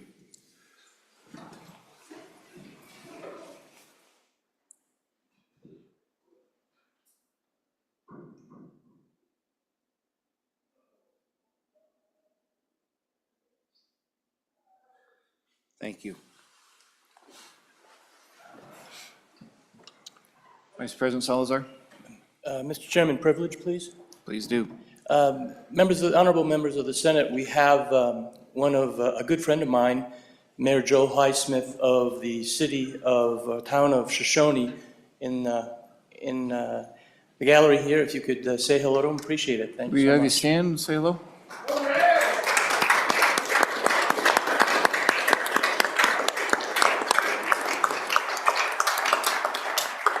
Welcome to the Senate. All right. Next bill up for consideration, Senate File 36, Music Therapy Use of Title. Please read it in. Senate File 36, Music Therapy Use of Title, an act relating to professions and occupations sponsored by the Labor Committee, was referred to Committee Number 10, which returned a committee recommendation that it do pass amended. Ayes, Senators Barlow, Crum, and Scott. No, Senator Hutchings. Excused, Senator Steinmetz. Senator Barlow, Chairman. Heard the reading of the bill, Senator Barlow. Go ahead, Chairman. Thank you, Mr. Chairman. I move that when the Committee of the Whole rises for report, it do so with a do-pass recommendation on Senate File 36, and I'll give a brief explanation of the bill. As you can see, it's a very short bill. First of all, Mr. Chairman, I'd like to point out to the body, I think we have 5 Practice Act-related bills coming at us so far. This is by far the shortest one, and is not entirely a Practice Act. Others have boards and all kinds of pages of bill. This is very short, and what we call this is basically a title recognition bill. So, Mr. Chairman, there's also a standing committee amendment. If I could have that written in too, I'll just go through the bill quickly with that as well. Senate File 36, Standing Committee Amendment Number 1, page 1, line 2, after. And Mr. Chairman, I would move Standing Committee Amendment Number 1 to Senate File 36, and quickly I'll walk you through the bills, ladies and gentlemen. Maybe a little background. So there are professional music therapists, folks that have both a degree, training, including training in clinical settings, and they provide services, whether it's generally in healthcare or educational settings, that are designed to improve people's, whether it is mentation, if they maybe have some neurologic challenges, or their learning abilities, or it's to relieve boredom, or et cetera. Boredom maybe not be the right word, but to stimulate their minds if they're in a long-term care setting. And these are things that they receive by referral from generally a healthcare provider that believes that some of this stimuli, this musical stimuli therapy, would be beneficial to them. So these folks practice in various settings across the state of Wyoming. I think there are 11 current certified folks in the state of Wyoming that provide these services in these different settings. So then, if you will, Mr. Chairman, we'll just go directly to the bill. And what you'll see is the bill has a couple definitions, and then on page 2, and then it goes to at the bottom of page 2, it just says, if you're not one of these folks, you can't claim to be one of these folks. And most of our practice acts do that in some way, whether it's a nurse or whether it's a veterinarian or a surveyor or anything. They basically said, if you don't have the credentials to do this work and be recognized in this work, then you can't claim to do that. And what that does, this 102 section, is basically a private right to claim, basically a cease and desist. If you're not able to do this, you shouldn't do this. There are no criminal penalties in this because there is no board created, et cetera. So this is a recognition these folks are professionals in our communities, doing good work, good services in our communities. So what we've done in the bill, and you'll see this on the amendment, if you look at the amendment, is basically we've just said, music therapists, a lot of people could make the claim that musical is therapeutic. I happen to like a particular genre of music, which has a lot of firearms and floral in it. I can't say the name of it, so I'm just going to give you that particular band. And I know you're thinking about what I've just mentioned. But what we did is we took out music therapists and we just said board certified. So it's very specific to these individuals that have this training and education. And Mr. Chairman, that's the bill, and that is what the amendment does. It's specific to certified individuals that have this training, and says if you have this, you actually are this profession, and you can practice, and it's unlawful for others to claim to be. Thank you, Mr. Chairman. Be glad to stand for Senator, do questions. you want to take the amendment now as a vote, or how do you want to do that? If there's no questions on amendment, I would call for the question on the amendment. All those in favor of standing committee amendment number 1 to Senate File 36, say aye. Aye. Those opposed, nay. Back on the bill. Thank you. Stand for any questions. Thank you, Mr. Okay, Chairman. questions on the bill, Senate File 36. Senator Hutchings. Thank you, Mr. Chair. Just wanted to explain my no vote. This came through to us throughout the summer interim, and just really surprised this bill has gotten this far. I remember during committee in one city, we defeated this bill, or defeated their desire for us to bring forward a bill. And then for some reason, it just appeared again in another city that we went to. The people showed up again, and we got a bill, this bill. So during committee, I've asked several times, where in our state have the people that are musical therapists seen at any time someone going into a hospital or any venue saying, hey, I'm a musical therapist? And they said there was none. And then I asked about why we needed to do this. And it's basically for them to validate their career choice, their educational choice. So for me, Mr. Chairman, that wasn't enough to want to bring forth a bill on this. So this is why I've been a no the entire summer and at this point for this bill as well. Thank you, Mr. Chair. Further discussion on Senate File 36. Over to Senator Smith. Mr. Chair, I'm just curious, I'd like to ask my good fellow from Campbell County, what are the rigors of becoming a music therapist? Is there like I missed that. What, is there like a, I'd like to know, is there a school? Is there a period of time? Is there a test? I'm at a loss. I've not heard of this before. Further discussion? Further discussion? Let's go to Senator Case and then back up to Senator Brennan. Go ahead. Mr. Chairman, I actually have a little bit of experience with this profession, and I think it has a lot of great use, but I didn't actually know that we had board-certified musical therapists here. And so I'm a little confused. What is the licensing board for musical therapists? I thought that was something that they were talking about down the road. But are we talking about, with the amendment, now it's board-certified, whose board? Is it a Wyoming board, or is it a board from somewhere else? How does this licensure work, or is there licensure now? Senator Brennan? Thank you, Mr. Chairman. I was actually very excited to see this bill. I do believe that there is a lot of science behind music and what it can do to the brain. There are certain things that certain types and waves and all that of music can do. So I was excited. I think that this emerging profession is going to be able to treat a lot of cool, especially neurological things, and I think it's going to be very helpful for our neurodivergent population in the future. So I was very excited to see this. As for the senator in the corner of the room, I believe, but the chairman can correct me if I'm wrong, that the amendment says that it's a national certified board that will do this at this time. And I'm not familiar with all their training and stuff, but I know that there's a lot of science that goes on behind the scenes and what all of this can do. So stand in support of this bill. Thank you. Further discussion? If not, we'll go back to the chairman. Chairman Barlow? Thank you, Mr. Chairman. First of all, maybe actually I'll do it, the second question, and then go to the first. I think they'll become clear. Educational, as I said, is a bachelor's degree with clinical time. And then they sit for a boards, a national boards, and that board is the Certification Board for Musical Therapists. So it is a national board that certifies the folks who demonstrate their proficiency, if you will, through that testing procedure. Same way as a veterinarian or as an architect or et cetera, there is a standardization that it happens.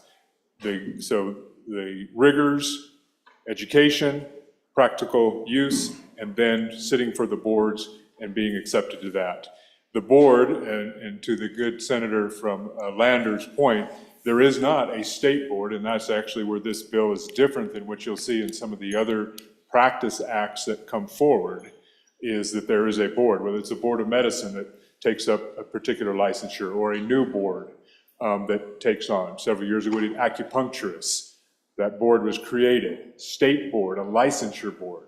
This bill does not have a licensure component in it. It just recognizes the educational and practical training they've had, and they've been successful in their boarding, the national boards, and that they are, recognizes that. So there is none of the state bureaucracy, if you will, is involved in this bill. This is just a recognition of their training and education.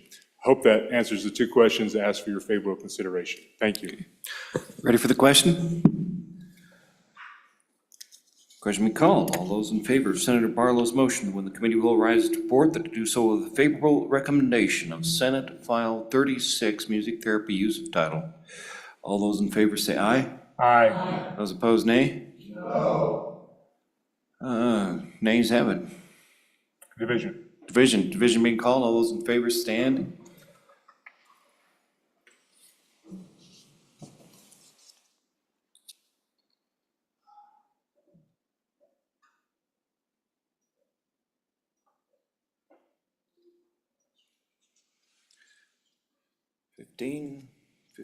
Fifteen, those opposed, stand.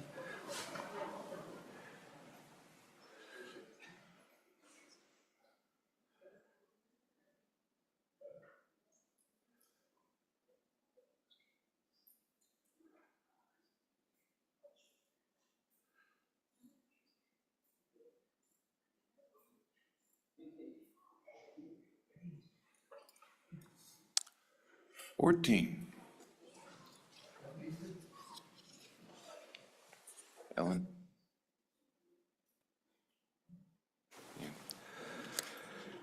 Senate File 36, music therapy use title is passed the committee of the whole. Next bill up for our consideration. Senate File 49. Yes. Oh, Madam Floor Leader. Thank you, Mr. Chairman. I move that the committee of the whole beg leave to rise and sit again. You've heard the motion. All those in favor say aye. Those opposed, nay. Motion passes. Let's go read in some reports.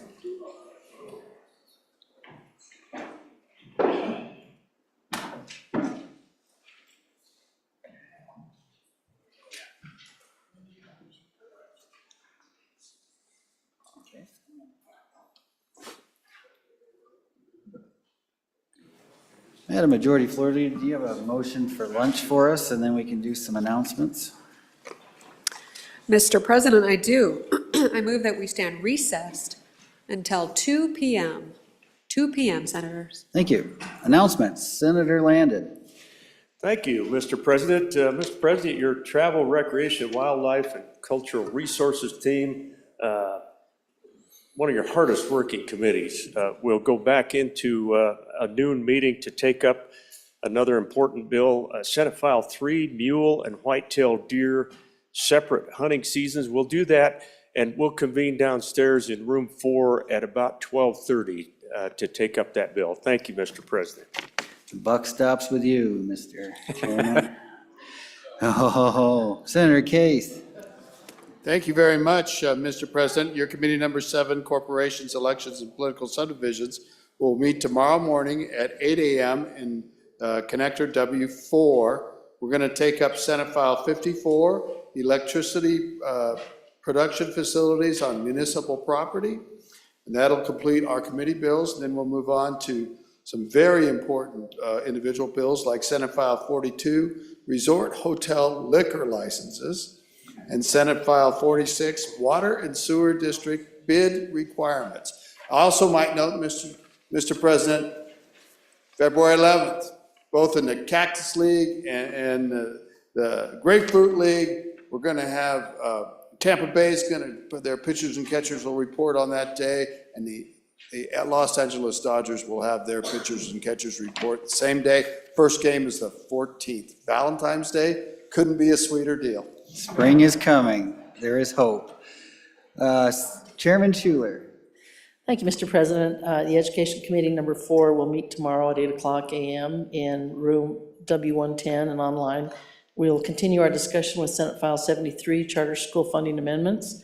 Then we'll take up Senate File 98, School Board Trustees Party Affiliation. And hopefully, if we have time, Senate File 62, Restrooms in Publicly Funded Schools, too. Thank you. Thank you. We'll do Vice President Salazar next. Thank you, Mr. President. Your Joint Appropriations Committee meeting will occur right after this, and I would encourage our Senate appropriation members to wolf it down and be in the room by 20 after. I did mention to the Senate on Friday that the goal to finish the markup of the supplemental budget was likely to occur sometime Wednesday or Thursday. We are still on that goal, and so I think that the supplemental budget markup will be completed, if not tomorrow, then Thursday. The Joint Appropriations Committee will have a meeting tomorrow morning, but more on that later this afternoon. Thank you, Mr. President. Thank you, Mr. Vice President. Chairman Olson.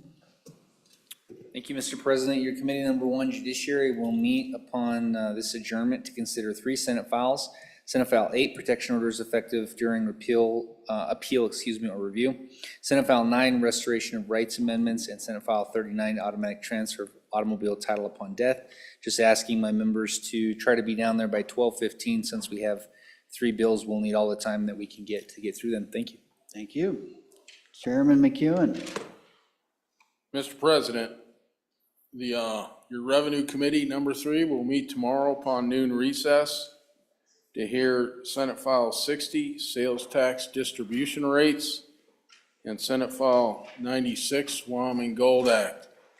If you look on your desks, I gave everybody a list of definitions related to property taxes.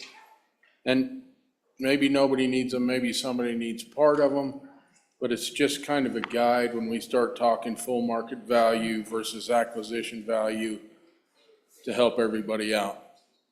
Thank you, Mr. President. Thank you, Chairman. Chairman Anderson, what's going on with minerals? Mr. President, your favorite committee, Minerals, number 9, will meet Wednesday, January 22nd, upon noon recess in Capitol Extension Room W4 and online. We'll try to get through 4 bills. Senate File 20, oil and gas bonding options and bonding pools. Senate File 65, data privacy, government entities. Senate File 66, digital ledger filing system development. Senate File 95, special purpose depository institution amendments. Thank you. Thank you. Any further announcements? Hearing none, you've heard the majority of floor leader's motion for lunch recess. All those in favor say aye. All those opposed, motion carries. We're recessed at lunch till 2 p.m.